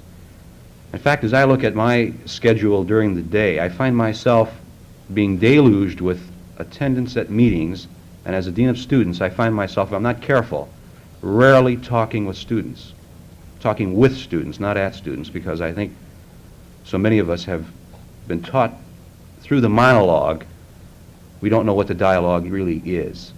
And I think this is what these students were telling us today. At least I got this feeling. It's important for us to communicate. Now, it's a good word, I know, but communicate at a different level, in a different way, at a feeling level. Cut out all this bullshit, is what they said to me at the marathon session, and tell me the way you really feel. What are you feeling? And cut out all the phoniness and the facades and the barriers that are separating us. And I think this is what the students are saying to us too. And it has a tremendous impact on me, because I feel as though I have been part of that game and playing that game, the game that wasn't really with the students and communicating with them. And I would like to propose that these sensitivity groups that Father Weber was talking about and the marathon that I happen to go through can be tremendous and profound experiences which can be adequate substitutes, I think, for LSD and other psychedelic drugs. I think that, and perhaps these experiences are less painful, less dangerous. I think they are. I think we need to explore them to a much greater degree than we have. In fact, we're doing it on our campus. We're already exploring ways in which we can conduct more sensitivity sessions, more marathons, with students, with faculty, with police officers, on our campus, with administrators. How can we really communicate with students in a way that's meaningful to them, that builds trust, something that we see existing in a very small portion, at least, on many campuses. And I think this is not unique or atypical. I think this exists in campuses throughout the country. So this is something that all of us need to explore, the role of other modalities, which perhaps aren't as dangerous, potentially dangerous, as drugs are. The modality of the marathon, I think, is potentially one of the most significant. I think in doing this, you're going to run into some difficulty, as we have already run into difficulty with the press, as Dr. Brune has mentioned. This is a sensational thing. The concept of drugs, the idea of students using drugs, can frequently be widely misinterpreted, and headlines blazing across newspapers, as happened in our town, Long Beach, recently, when they got wind of a drug study that we were conducting. 50% of the students at Cal State Long Beach taking illicit drugs. Right next to it was a picture of a young girl, scantily dressed. Wasn't a student, but the image was there. Top across the upper headline was a statement that said, 7 nabbed in vice raid. But here were these gigantic, horrendous headlines which said that 50% of the students were using illicit drugs, which was far from the truth. And as you read the article, you'll see that there was a small article about the fact that we were conducting a study, attempting to find out how many students were utilizing drugs on our campus. And if you read the article, it was a far cry from the headline. Well, this kind of sensationalism will happen on many of your campuses, I'm sure. And it's something that we need to be aware of and prepared for. The man who got the story was a very responsible editor, a science and medicine editor. He was a man who I had a great deal of regard for. But I understand that headline writers are completely autonomous. And if they get a story and see it and they think it'll sell papers, they can make a headline regardless of who wrote the article, regardless of the editor's stance.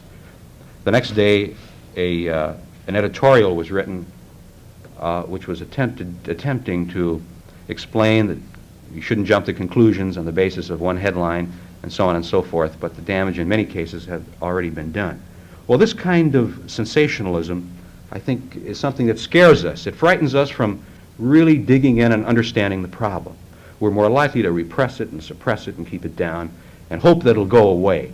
And I think to some degree this is what we've done on our campus, and I think on other campuses as well.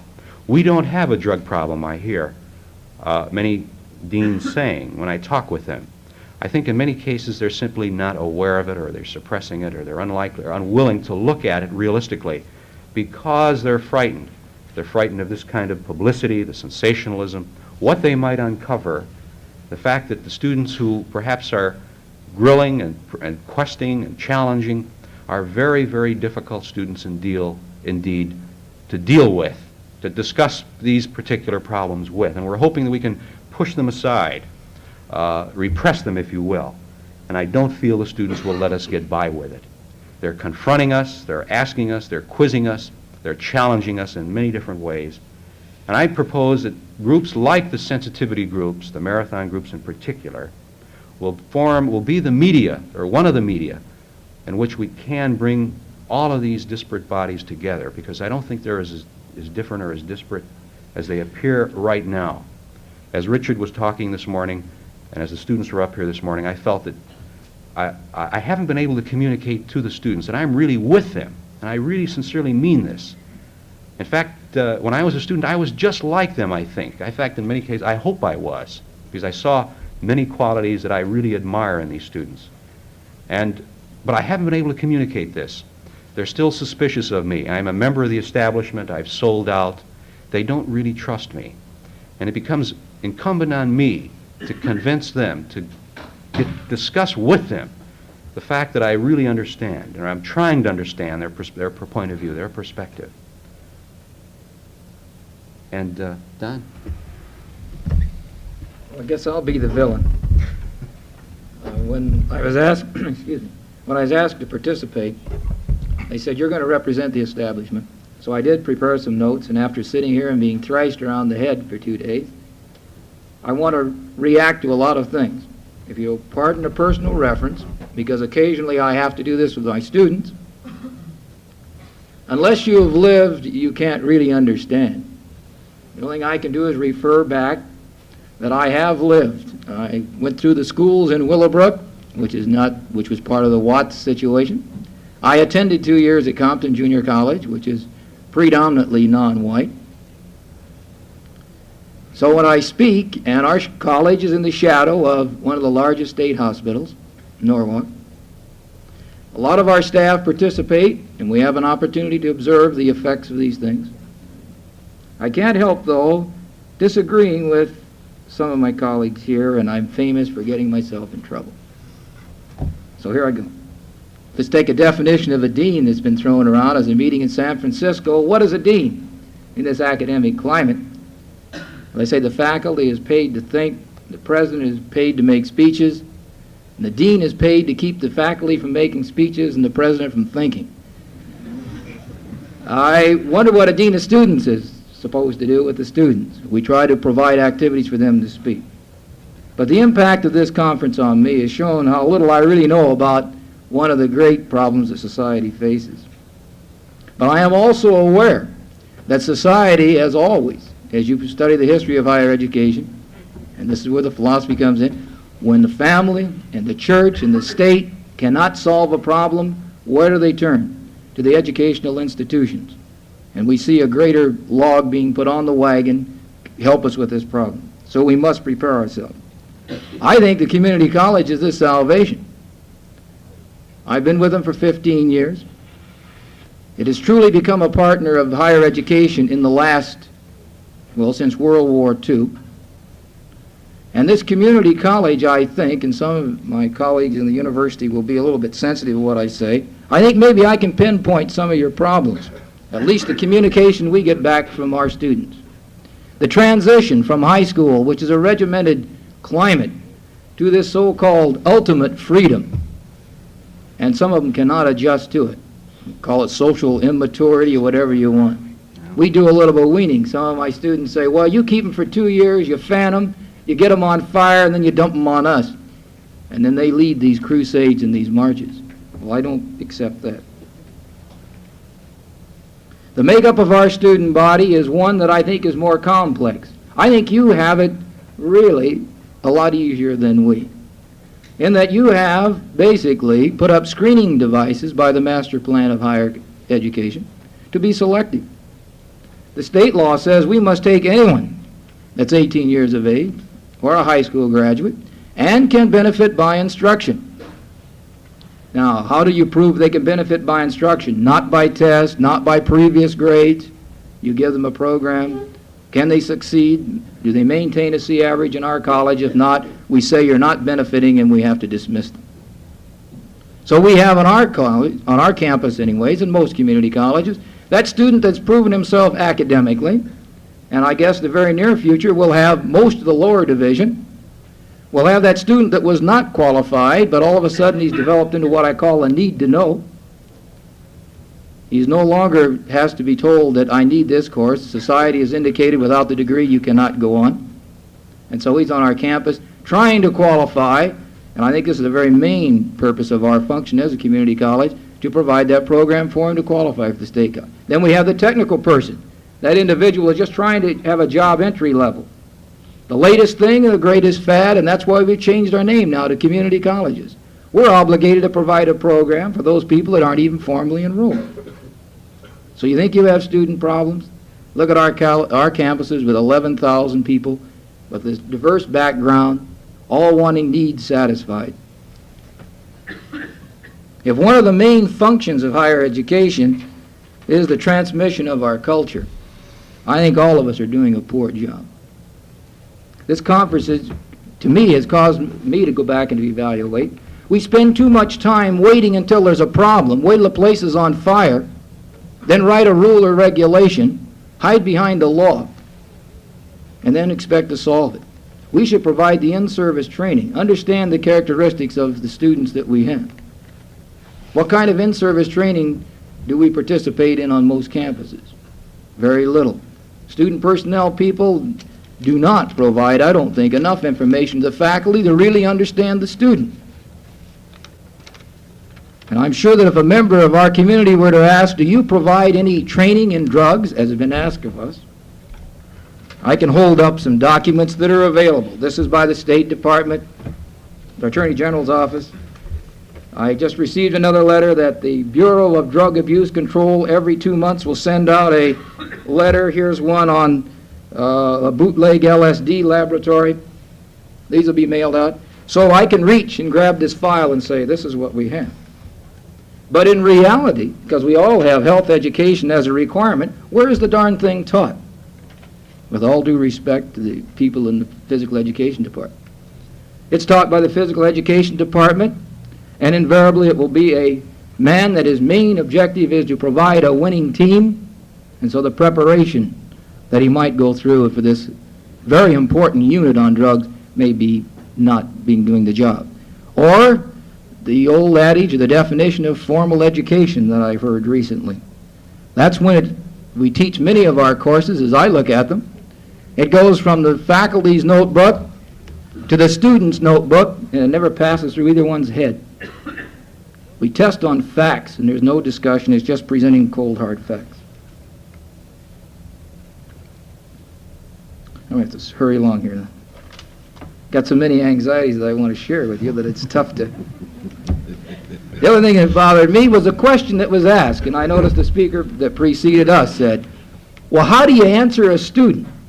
I hope, like everything, we don't go to conferences to get answers, specific answers that all of us can parrot back.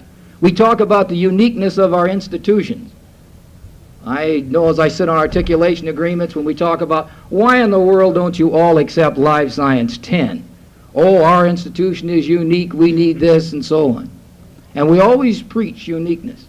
And yet, when we go to a conference, we want a stock reply to a answer or a problem sometimes, rather than saying, this is unique.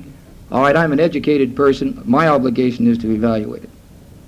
One thing that I think that we don't do to the students, do for the students, and that is indicate to them why we're there. We've got an obligation to support the so-called establishment. What is the philosophy of higher education in the state? What is the philosophy of your institution? Why are they there? What is our obligation to the community? What is our obligation to all the students? And I kind of question, as I meet with my students, when they say, the students want. It's just like when we make reference here, the administration.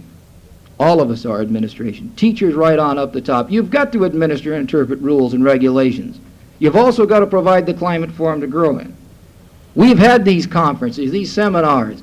Some of the students will come up and they'll say, you know, the students want. And I said, fine, then we have dead hours on our campus. Anything goes. You bring in your group. And you want to see how many people show up. Sure, some of them might say they're afraid.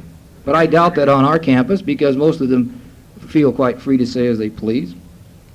But again, I don't believe we have defined what the establishment is.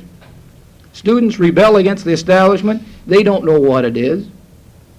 And I think many times they say the students want. They don't know what the students want. They know what their one little group wants. And our obligation, I guess, is to evaluate the needs of all. That's why we're there. But we don't have to modify all of our program, which I think a lot of universities and colleges are doing in order to avoid bad press. Like the lieutenant said, all of a sudden they're short-manded, and so what do? They have to pour a lot of police officers into one block to quell the disturbance. I think we do the same thing. We find a slight disturbance on our campus, and you unload money and personnel to quiet it down, instead of devoting it to the majority of the students, and what are we really there for?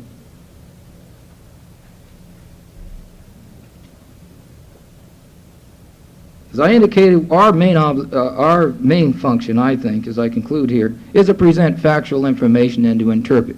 If anything the student is to get from his education is to be made aware of, and they hate to be reminded of this, to be responsible for their acts. What are the consequences of their decision? When someone says, is this better than that? My obligation is to provide as much information on both sides as I can.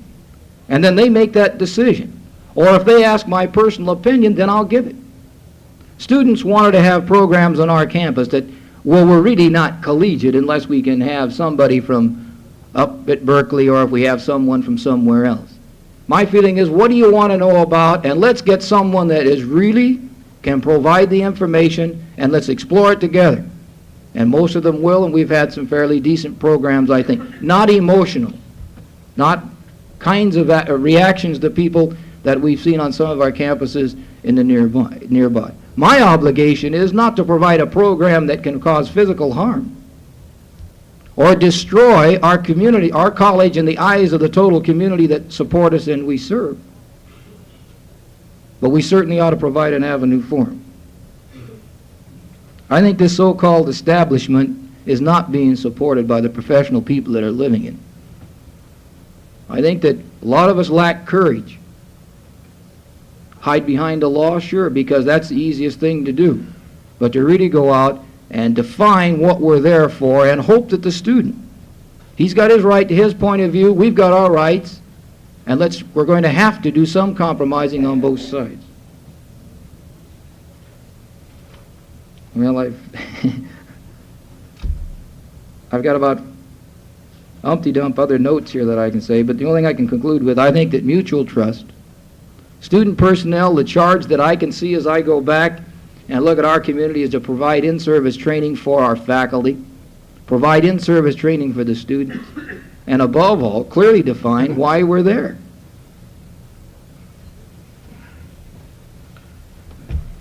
I'd like to react very briefly to that, and perhaps the rest of us could then do it as well. I think, Don, your point of, excuse me, did you want to? Okay, about 5 minutes. I think your point is a prevalent philosophy that exists on most campuses from public schools on up. And to some degree, I feel, and this is a feeling with me, that you're really missing the boat. You're missing the point. Sure, they understand these regulations, and sure, you've got responsibilities to other constituencies, but I think you're not with the students. And I think you're somewhat, this point of view, I'm not saying you personally, Don, and I know you've got those responsibilities. I have them too. But there's another set of responsibilities that I have too that are very, very important, and perhaps more important than seeing that such and such a regulation is carried out for all students and so on. Now, what I'm rambling here a little bit, but I'm reacting to something that exists on our campus all the time, and I'm sure it exists on yours, where we attempt to bring faculty, administration, and students together. And we find that administrators are usually in a position to talk and frequently talk down to students, instead of really talking with them. In fact, occasionally you'll hear a student tell, or a faculty member or an administrator talk to me. We have a dinner occasionally, not as frequent as we should on our campus, where the faculty and administration are invited over to our residence halls and have dinner with the students. And it's not a rare occurrence for an administrator or faculty member to say to me, "Say, George, what do you say to a student when you're alone with him?" They're so used to lecturing to large masses of students or talking at them that they sincerely didn't know how to respond to a student in his room, alone with him, in a discussion, and kind of on a different kind of situation entirely. Well, this is the kind of, I don't know, software, empathy, approach that I think many of these students are asking for, and they're not able to get it from most of us. I would like to second very much what George had to say about the results of their sensitivity sessions. The listening to students, and students listening to us, of course, is a terrifically complex problem. A lot of listening just doesn't go on. We have a situation on campus where their students are forming a student-faculty senate, and the 10 elected faculty and the 10 elected students have met in session after session after session, and I find that there's still a great number of students and faculty are not listening to one another. So it's a very difficult thing, and I think you have to go through an experience such as you had to really understand what it means to listen. It's one of the most difficult things that you could ever do. But it's certainly worth every effort that you put into it. And it's only after the listening has begun that you can think about working out solutions to problems. And I think this carries on into the classroom, where, as we all know, a tremendous amount of education is horribly dull. Carl Rogers has written a good deal and talked a good deal about freedom in learning and suggested all sorts of new approaches to classroom education, where there's a lot of self-learning and a lot of listening that goes on between the student and the professor. But I want to re-emphasize, a lot of learning takes place. It isn't just a fresh air, watered-down course, but a lot of what we call humanities is pretty inhumane. And I think students need something like this to fill their lives. Otherwise, what else have a certain percentage of them got to do but experiment and use narcotics, try all sorts of things for kicks that for certain students may not be very good for them. So I think there's a big void in their lives that occurs from a lot of people not listening, and they, of course, admit that they're guilty of the very same thing. They're just as dogmatic as they claim we are, sometimes more so. They don't listen just as we don't listen.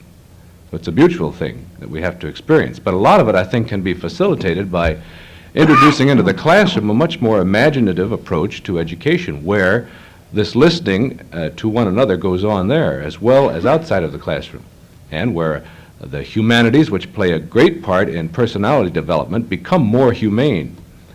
And this is an area, of course, that we have to keep talking about and, again, listening, and listen to people such as Carl Rogers, whose experiments in this area have been very impressive to me. I think in order to react, just one thing, then I'll keep quiet. I don't want to be misinterpreted what I have said about our obligation to the establishment and to all the students. But I think we're committing a greater crime when we spend a great deal of time, I'm talking about deans of students, spend a great deal of time to try to convince that small element, thinking we're going to gain respect by trying to prove that we're one of them. I think our obligation is that you'll gain respect because you stand on your principles and what you represent, and they're presenting theirs, and you can certainly communicate. I have a feeling that sometimes students feel that they're going to react negatively unless you say yes to them all the time, and as I observe, sometimes the people, when they say no, then immediately you say they turn you out. Well, maybe they do, but they're being as immature, if you want to call it, as we are when we don't listen to them, but they've got to listen to both sides. Secondly, about counseling, I got to make this add one note for your own information. I communicate with our students that go on to the four-year school, and we talk about counseling. We hide behind the rationalization, the community college does the same thing. There's not enough of us, there's not enough money, we do the best job we can, and I don't see a great deal of innovation. But you know the reaction of counseling on a four-year college or university that our kids report back, although you say we spoon feed them a little bit, is that, well, they talk about us as being clients, because I guess it is a prestige thing. He says, I'm not sick, I just want some information. And so you're in a white, purified atmosphere, and unless they're ill, they won't go to you. I think if you can get your counselors to say, I'm a counselor, and you're a student, and let's get together and talk about a simple thing of a poor grade, you certainly need psychological services. But the image that you have, and our students will say, may I come back, and will you assist me at any time I might have a little bit of problem, because I'm not ill. So my last barb. Thank you very much. I was not going to respond, but I'm afraid I'm going to have to.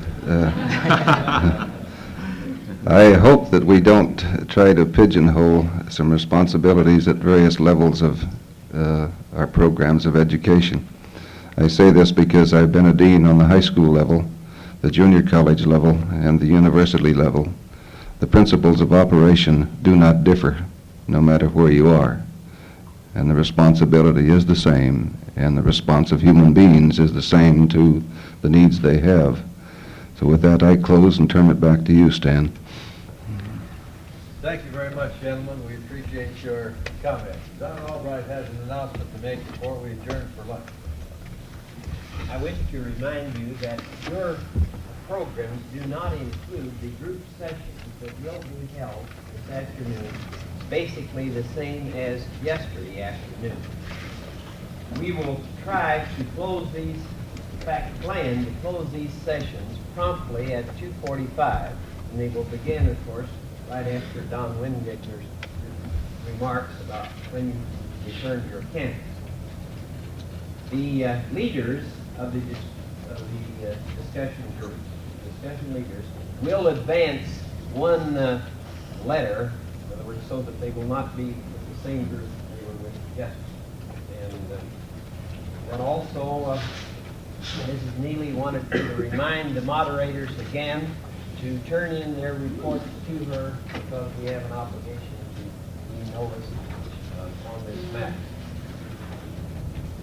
The second thing I want to mention is that we will plan to reproduce a list of all the participants in this conference and mail them to you soon after the end of the conference. Also, all of the presentations have been taped, and as soon as we find out what it will cost for you to purchase either all of the conference on tape or a particular speech, this information will be sent to you too, and then you can place your orders directly with the university press relations. Well, this information will be included in what I send you, and also the price and so on. Also, we plan to reproduce one complete tape of the conference, which will be available on a rental or borrowing basis. Again, let me urge you to turn in your final evaluation form before you leave. I think this is a safer procedure than taking it home with you. If you can find the time, please try to fill it out and turn it in before you leave. And put a number on it, your KIT number. Oh, yes. Sure, and place your KIT It's number. two personality tests. It's too careful. What good is this? They're trying to keep tabs. It's bad. One last word. This is important.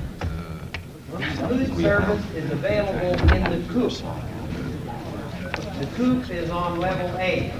Now, if you're trying to get a relationship between the coop and the Bruin, I can't. It's a mixed metaphor of some kind. It's on level A.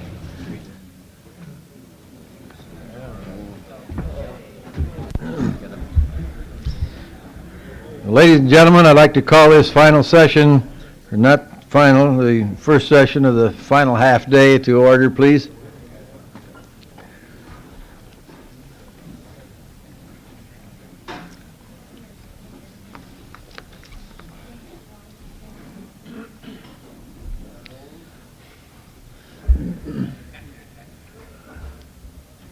It's always nice to have been out in the sun, to have an intellectual sunbath, but then there comes that moment of reckoning when you have to be real practical, and what do you do about it now? We will go back to our campuses. You have to make a living somehow, you know, and we will be back on our campuses in a couple of days. What do we do when we return to the campus?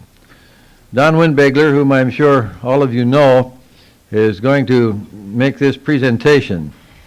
Dr. Windbegler earned his Ph.D. at the University of Iowa. He has an honorary doctorate degree from Monmouth College.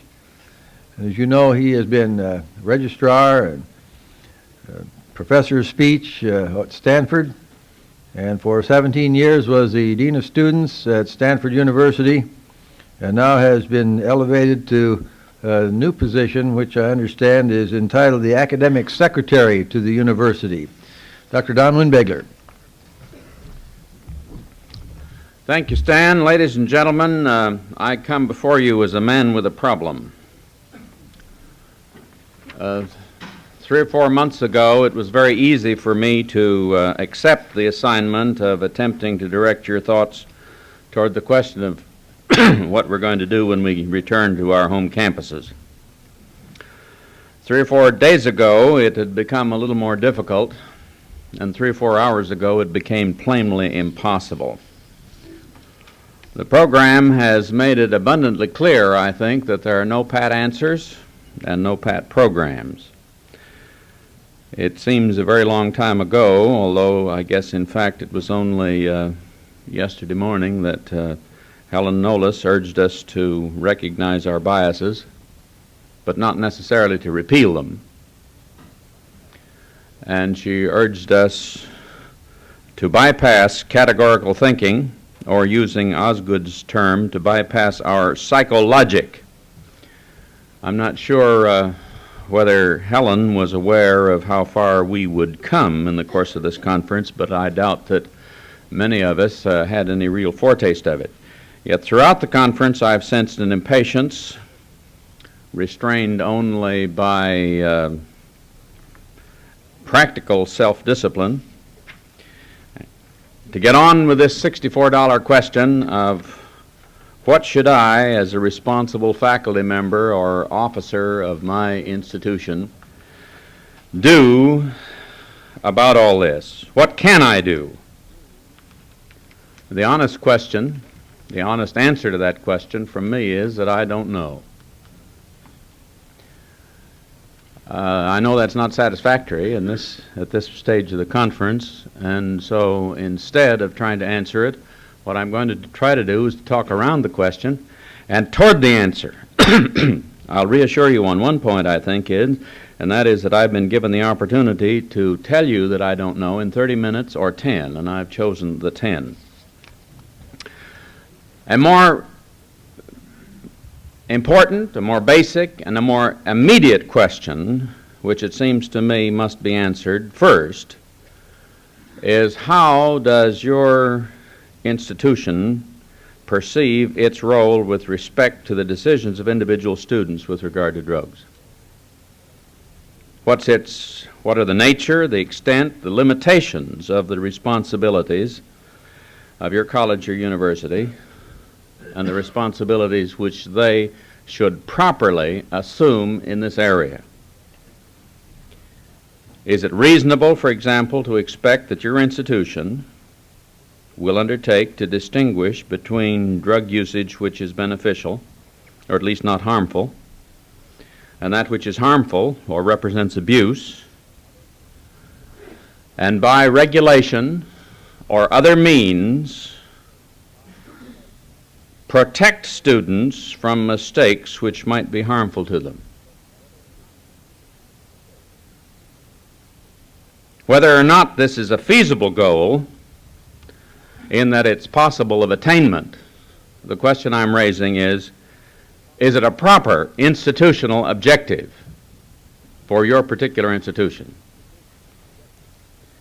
I frankly have been assuming that that responsibility, as stated, would represent, in most colleges and universities, an extension of, or stretching of, the concept of in loco parentis beyond tolerable limits and beyond anything that's educationally justifiable. I have an idea that the program committee was making a similar assumption, but I haven't heard it anywhere stated. And on the other hand, I've wondered, on the basis of some corridor comments I've heard, whether that's the assumption that all of us are making. Because it seemed to me that I've heard suggestions that some of you came to this conference hoping to find the tools to implement a policy which is fundamentally protectionist. Now, possibly I misread these comments, or possibly I was reading into them only what I know about the expectation of certain parents with respect to your institution and mine, the expectation of alumni with respect to your institution and mine, and the expectation of a large segment of the general public. At the other extreme, there's, of course, the alternative that your institution accepts the obligation of trying to provide all available information on which rational decisions might be made by your students, but then is not at all interested in what decisions are made. Frankly, I have a hunch that in the next decade or so, there will be many institutions that, for practical reasons, may be forced into some such position as this. I was very much surprised, however, that it was a representative of a Jesuit institution who was the only one whom I have heard on this program suggest that, Father Perkins, this morning. But since I haven't heard the rest of you make a similar suggestion, and Father Perkins admitted that his president isn't enthusiastic about this concept, I assume that this position is, at least in the future, a bit. The median alternative is that the objection, or the objective of the salvation, not the spiritual salvation, Father Perkins, the physical salvation and protection of students has given way to education in a broader sense, whatever that means. Presumably, it involves the highly optimistic assumption that an enlightened decision based on all available information on the part of an individual student will be a wise decision.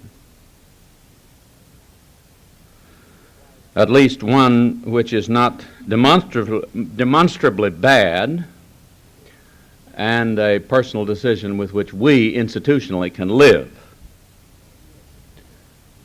Now, I submit that this tests our faith. It tests us greatly, particularly in view of what we've heard, that so many of the really essential and vital facts which are necessary for wise decisions are not really known, but only guessed. So I raise the question as to whether we in our own institutions have the faith to act on the assumption that if a student has made his decision thoughtfully and after careful consideration of all available facts which are relevant, we're prepared to defend his right to make that decision, to defend that decision, his right to make that decision to parents, to alumni, to the public, and even though it involves a violation of the law. But on the other hand, if we're not prepared to go that far, if we set limits short of this, where and how do we set them? These are questions which we can talk about here, but it's clear to me that they must be answered for each individual institution in the light of its special institutional obligations and its special institutional characteristics. Yet against the background of a decision like this, it seems to me that there are some observations which can be made about any ongoing educational program in drug education. And I'd like to throw out just 9 or 10 of them with the very briefest kind of comments for your consideration and later discussion. In the first place, it seems to me that any such program has to be continuous or at least intermittent in order to take into account not only the turnover in students, the turnover in student bodies, but, may I say, the turnover in available factual data. Because certainly there is going to be a turnover, not just additional data, but some of the things that we now know we're going to find out that aren't so, unquestionably, if investigations continue. The point I would make is that I've heard of some campuses in which there's a feeling that somehow or other there's an obligation to have a drug education program, and once that program is done, that discharges the institution's obligation for all time. I suggest it doesn't. Secondly, insofar as we're concerned about authentic information regarding drugs and drug usage, any program should involve the most authoritative people which are available to us. There are probably more resource people in any community than we now realize, and yet they are to be discovered. And these people certainly must be at least as sophisticated as our students are. Third, insofar as we're concerned about the needs of human beings, one of the most significant resources is the students themselves. As Al Rinker pointed out so well, to the extent that turning to drugs is a symptom of a more fundamental sociological and human problem, no attack on the symptoms without regard to the basic problem can be expected to produce any enduring results. Both Al and Richard May emphasized the importance of listening to students, as did Dr. Bruin in his emphasis on understanding the territory. Fifth, it goes without saying, I think, that any kind of educational program which we attempt should involve the broadest possible spectrum of viewpoint. There inevitably, in some areas, will be a temptation to try to nudge students into certain convictions by limiting the views and the range of views to which students are exposed. And I would submit simply that this is a futile undertaking, and any effort to influence student decisions by controlling the ideas to which they're exposed is bound to failure, because in the first place, you have not the control over the sources of ideas, and in the second place, an effort to control it will destroy credibility. Even if it means a full confession regarding the hypocrisy of the don't do as I do about alcohol school, but do as I say about marijuana. And incidentally, I personally am about through apologizing for hypocrisy. I can't get rid of it by apologizing for it. I'm now looking for the values of it. And one of these days I may be able to come up with the essay that I've been working on in defense of hypocrisy. I honestly think if it didn't have more values, more positive values than we have ascribed to it, it wouldn't have been around so long. Sixth, if we should recognize but not conceal our biases. And from my own standpoint, I think I can't emphasize this too much. We should certainly distinguish between those views which we hold, which are based on experimental evidence, and those which are based on faith, but we shouldn't apologize for those that are based on faith. Neither should we strive for a position of neutrality. I have never forgotten a deeply troubled student who came to talk to me a few years ago about her instructor in the history of Western civilization. She said, "He's driving me crazy. I can't find out where he stands. He must have biases. He's human. I know I could cope with him if I could find out what they are, but he's driving me crazy. I can't find out what these biases are." And I submit your biases will be respected a lot more if they are known, and they'll be coped with and discounted. But in order to function, you ought to admit them at least to yourself. Point 7, I think we should not apologize because all the facts are not known, or because, as a matter of fact, so few of the facts are known. I believe most of our young people today have learned better than we that we're living in a world of uncertainty, and they're more prepared to come to grips with a world of uncertainty. And the most important observation about this is to learn to distinguish between what is known and what is only suspected. Just as we see that there's no substitute for listening to students themselves if we want to understand them, I think also there's no substitute for listening to them and taking advantage of their wisdom on how to communicate with them and their fellow students once we've identified the framework of an educational program which we wish to promote. I know of a number of, or I've understood, there have been a number of very fine drug education programs on college campuses, not so far from here. That is, they, on paper, were very fine programs, but they apparently did not click because they did not make contact with the students to whom they were directed. They probably could have if students had been involved in how to communicate them to the population for which they were intended. Ninth, I think we must accept the fact, as I think Arlie Williams was telling us this morning on the panel, that on the basis of careful consideration of all available evidence, there are going to be lots of students who are going to make decisions about the use of drugs that are different from ours. And there isn't anything we can do about that beyond making sure that the students have all the information which they need. In fact, the use of drugs is certainly a fact of life, and we must recognize it. But finally, just as a specific educational program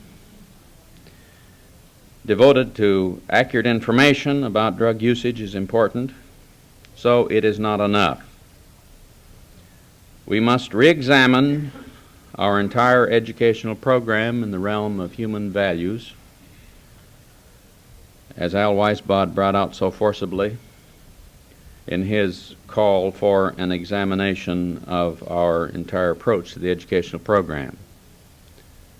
Admittedly, it is far beyond the scope of this conference to deal adequately with the whole broad question of the role of higher education. But by the same token, I frankly find it impossible to deal definitively with the question of our obligations in drug education without examining the institutional role and what your school has undertaken as its objectives in education. In summary, we're now going into discussion sessions, and as I understand, these discussion sessions are possibly to cover last night's program as well as all the programs which have occurred today. But my suggestion is that if you don't have anything more important to talk about, we, as we return to our home institutions, are faced with two major challenges. And these summarize, I think, all the observations that I've made up to this point. The first one is fairly specific.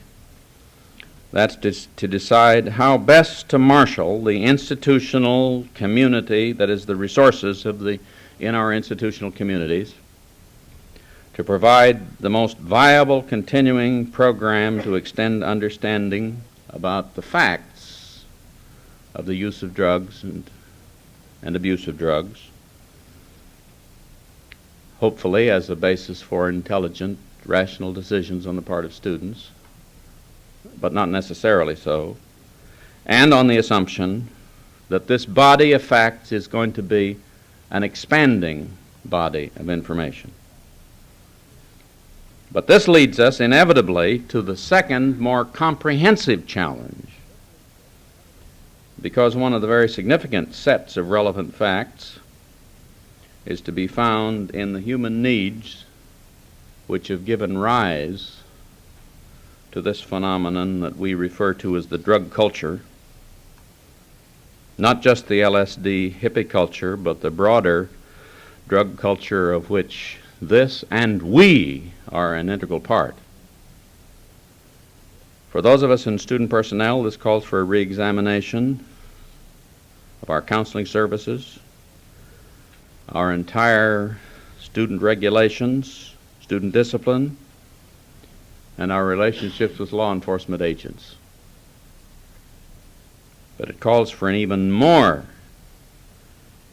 for a reexamination of the broader area of the role of our individual institutions in higher education in facilitating the mutually constructive interaction between individual students and contemporary society.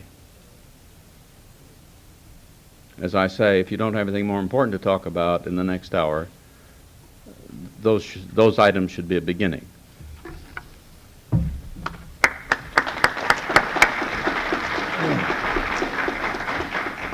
Thank you very much, Don. I would ask that the discussion leaders make sure that their groups adjourn very promptly. We would like to begin here at 2:45, and I believe that Dr. Nala's summary will see that we are dismissed at 3:15, certainly no later than 3:30.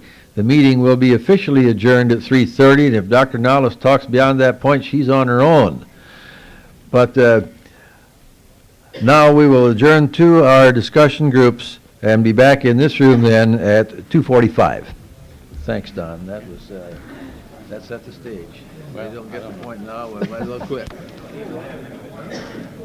We'd like to begin this session now is that it is an important session, and secondly, I'm told that by 3:30 or 3:25, the USC UCLA basketball crowd will be leaving the pavilion, so it's a matter of self-preservation here that we look after our own.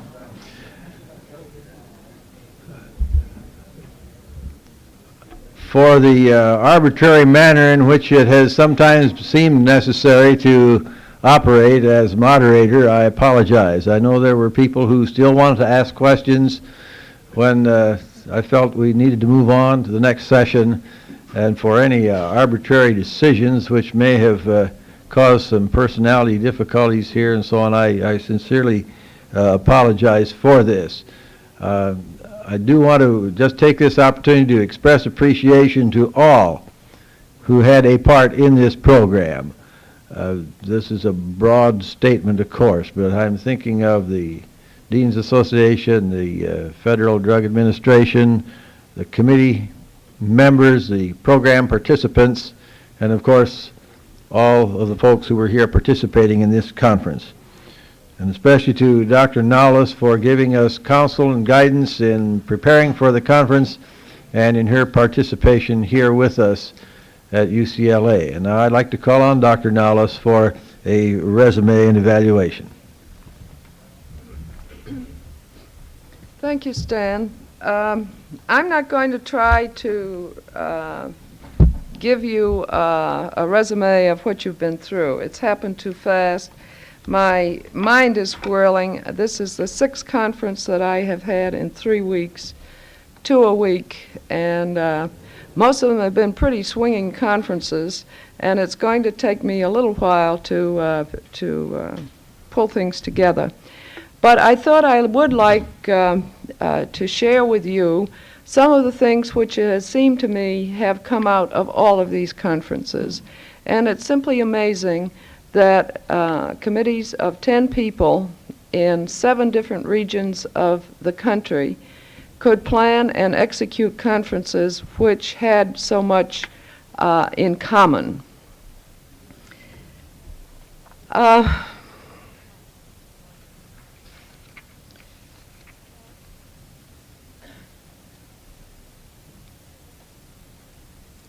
The pattern in each one of the conferences, even though they've come pretty much to the same conclusions, has been quite different.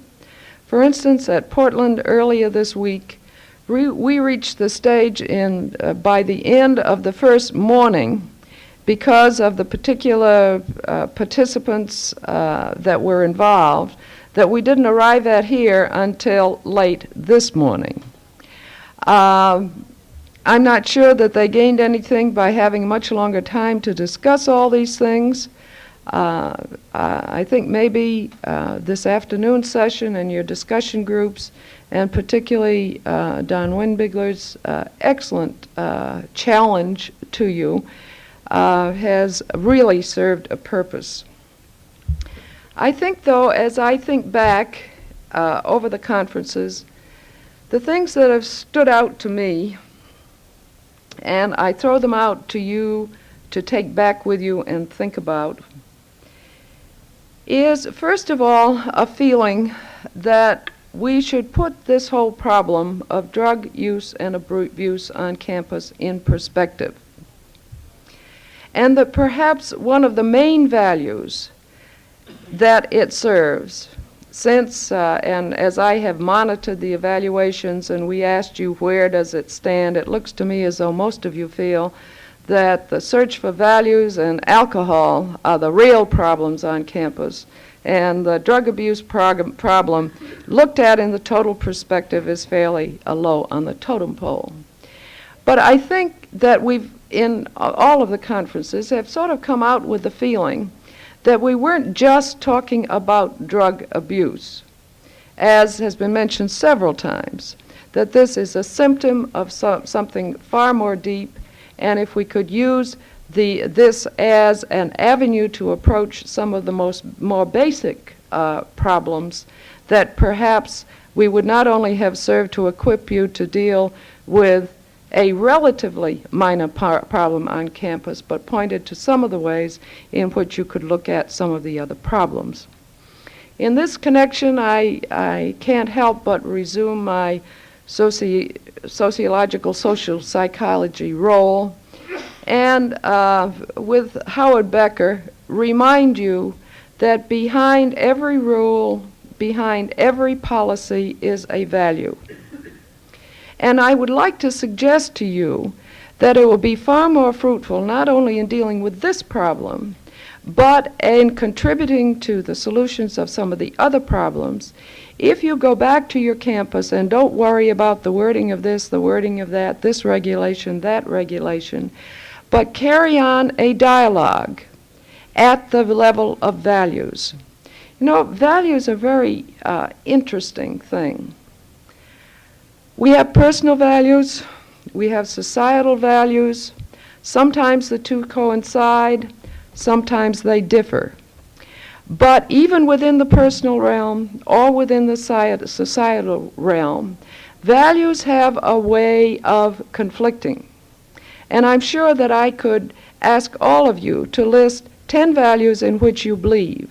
And I could set up for you hypothetical and not so hypothetical situation in which you had to make a basic choice. So I think one of the things that I would like to suggest to you, and this is sort of a feeling that's been rolling up through these 6 conferences, is to go back and think and talk about values and sort out your values. This has implications for you as student personnel administrators or whatever your role is. It also, I think, has value for you as a part of the administration of a college. In this connection, I would suggest that the dialogue needs to be very extensive.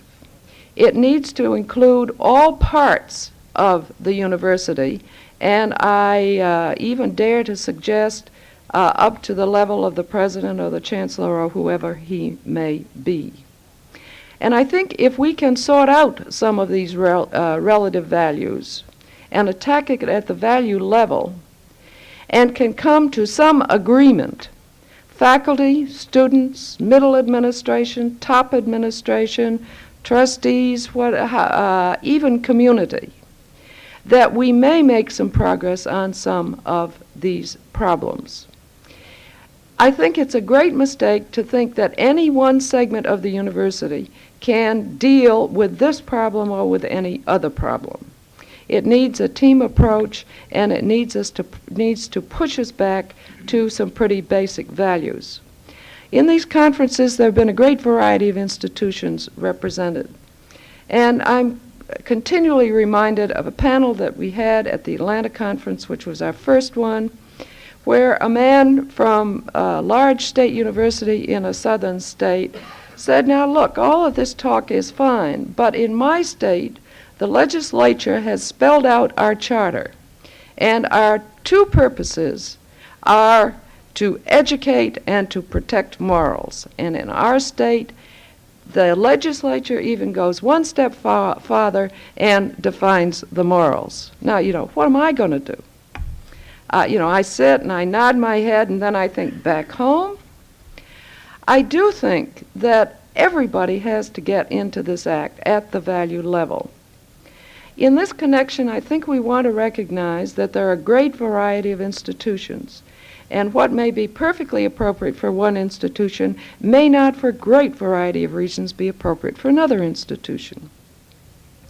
At our institution, which is a small private university, we've recognized this to the extent that each division of the university has sort of a trustee committee. They're not advisory, they're sort of liaison. And when I go back to Rochester, finally, one of my tasks will be to sit down with this committee and talk about this project and what seems to have come out of it. And I'm sure that when we get to the point where we have something to say, we will have people that understand how we arrived at whatever position we take. I was on a panel in Chicago, the American Higher Education Association, with Fred Heckinger. The name's just blurred.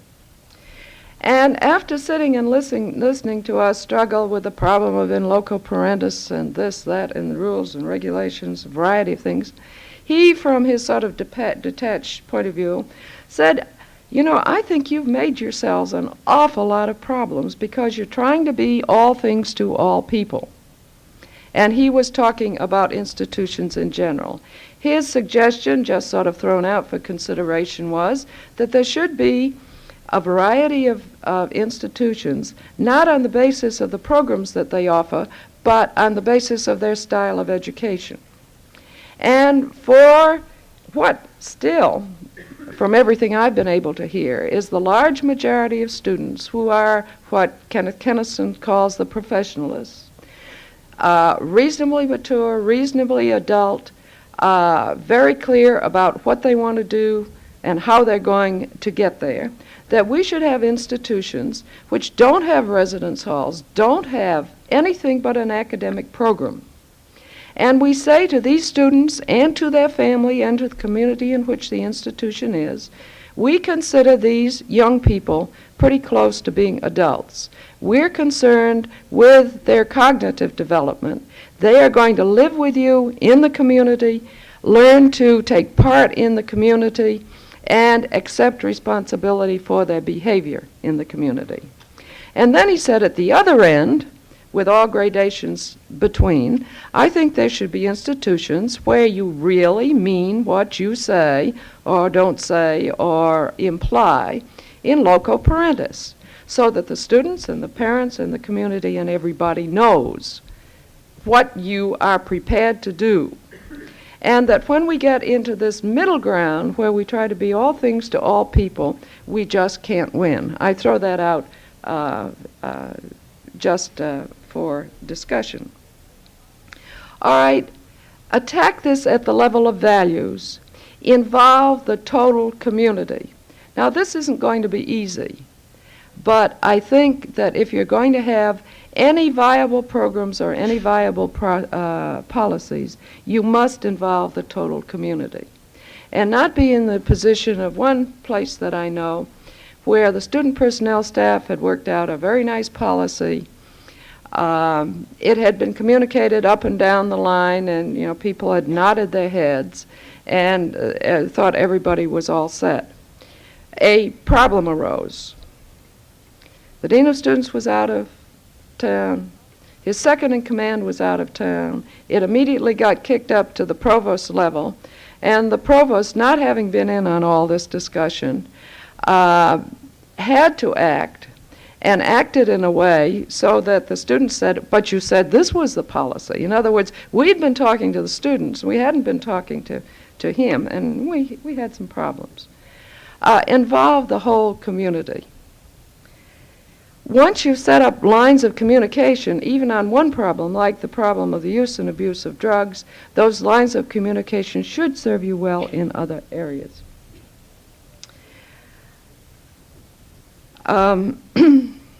Behind every rule of value, attack these values at the team approach.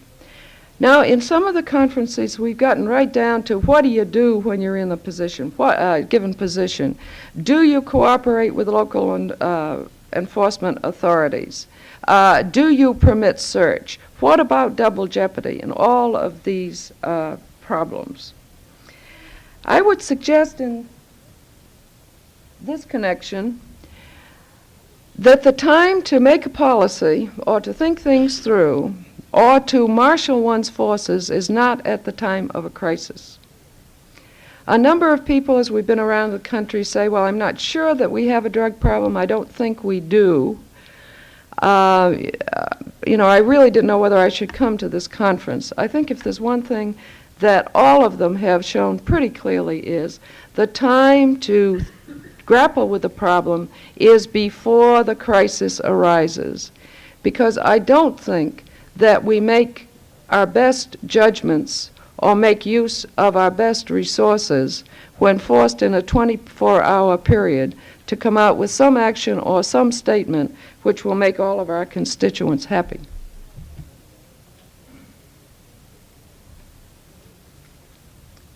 The whole problem of confidentiality has come up over and over again. We could spend a lot of time discussing it. I would like to suggest that one of the problems in this area, and I think it was hinted at by our student health director who spoke and some of our other people, that we as administrators, and I'm speaking now for deans, have to be pretty clear in our own mind what our role is. As a chief administrator, I think that whether we intended it or not, we have taken on certain responsibilities which may interfere with responsibilities that we have had when we were in other roles. And I think every dean of students would really like to be right in there with the students.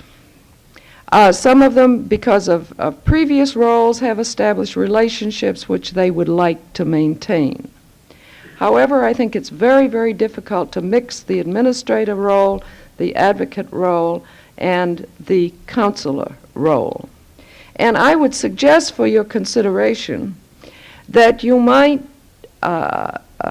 look at this role, its function, and the question of who can do what best, and suggest that you might find that despite the fact that you like to have the student coming in, you like to feel you have your finger on the pulse, there are other ways to do it.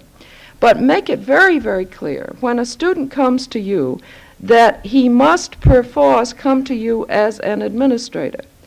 And if you don't want this, then just don't be an administrator.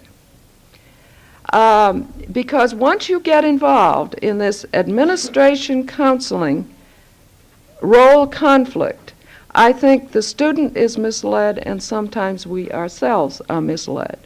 And I can tell you for myself that, you know, I'm beginning to wonder whether I really want to be a dean of students, whether I really wouldn't be back there working with the students either at a research level or some other level.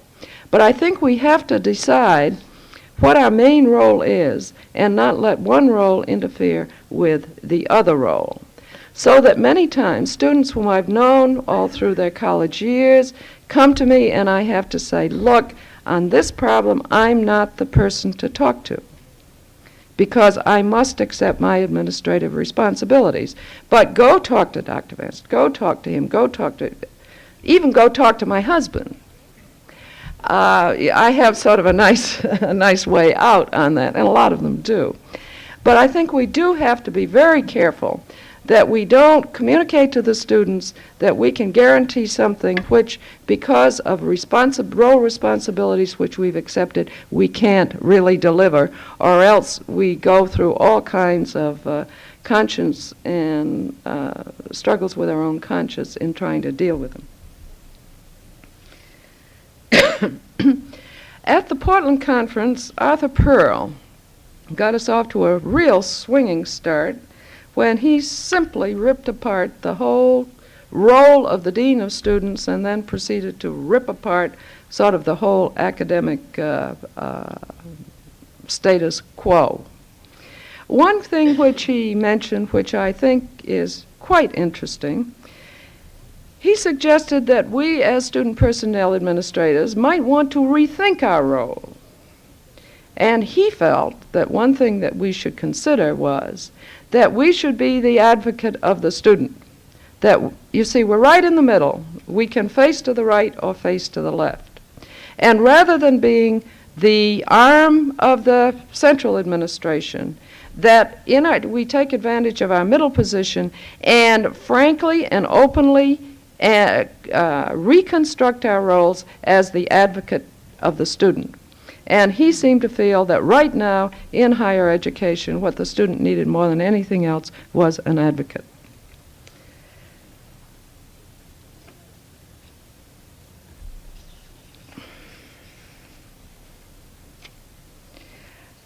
I think I'll leave this part of it here and just tell you a little bit about what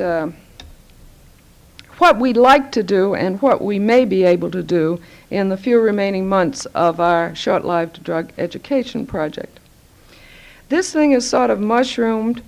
We feel that we've opened up a number of areas that we sort of hadn't planned to open up, that we've created some needs that when we originally thought about this, we did not envisage fulfilling. There have been a number of requests that we set up a national speakers panel with people scattered in regions all over the country, and that colleges could write to us for suggestions for people who had agreed, had said they were willing to do at least a certain amount of this. And the college then, at their own expense, could get some of the resources which we have begun to bring together as we have operated in all areas of the country. There will be this summer distributed to all institutions of higher education in the country a handbook for college administrators, and this frightens me more than anything else in the whole project. It didn't seem like such a terrifying task when I started out, but the more I've learned, the less I know, and the less I want to set myself up as an expert to tell college administrators what to do. I shall depend very heavily on the reports from the small group discussions as they have come in from all over the country. In designing this book, I have some ideas about what it should include. There's also been the request that we serve sort of as an information exchange, where if a college is going to, feels that they want to write a policy, that they can share the experience of other schools. Whether or not we can manage this, I don't know. All I can say at this point is that if you are on the roster of one of these conferences, you will be informed of whatever we manage to do. I think in closing, I would like to express my deep appreciation and my deep indebtedness to the National Institutes of Mental Health and to the Food and Drug Administration, without whom the program would not have been possible at all, and without whom I would not have been put in such immediate touch with things that were going on in this across the country that hadn't reached the publication stage. In other words, they let me in on an awful lot and were a tremendous help to me, particularly Dr. Jerome Levine at the National Institutes of Mental Health, Dr. Fox and Dr. Smith at the Food and Drug Administration. So this really has been a joint project. they're not just, Food and Drug is not just footing a large part of the bill, but it's been in there pitching with us. And in this connection, I would like to suggest, apropos the point I made of marshaling your forces before a crisis, to point out that there are many advantages in making contacts with and getting to know your law enforcement officers, both in the Bureau of Narcotics, in the Food and Bureau of Drug Abuse Control, and your local enforcement officers. And one of the questions that Betty did pull out was, what about the laws? One of my fondest hopes when I started out was that I could get from Washington a compendium of the state laws, and we could put them all in your kits and you'd have all the answers. But it turns out this is not nearly as easy as it might sound. And then I thought we might write to each of the attorney generals, but that didn't prove feasible. But I would strongly urge that you get in touch with these men on let's share our concern, let's share information, get accurate information about your local, state, and federal laws through these agents. Get to know them, not in a crisis, not when they come with a warrant and say, we want to search this room, not when they come with a student that they've arrested. Because I think basically, despite our different screens, our different sets of attitudes and beliefs, our different backgrounds, the different way in which we look at all these problems, that there are some basic concerns which we can share. And I think if we share at this level, we'll find that we can work better in the crises that in many instances do arise. Thank you for being such good participants, and have fun when you get back to your campus.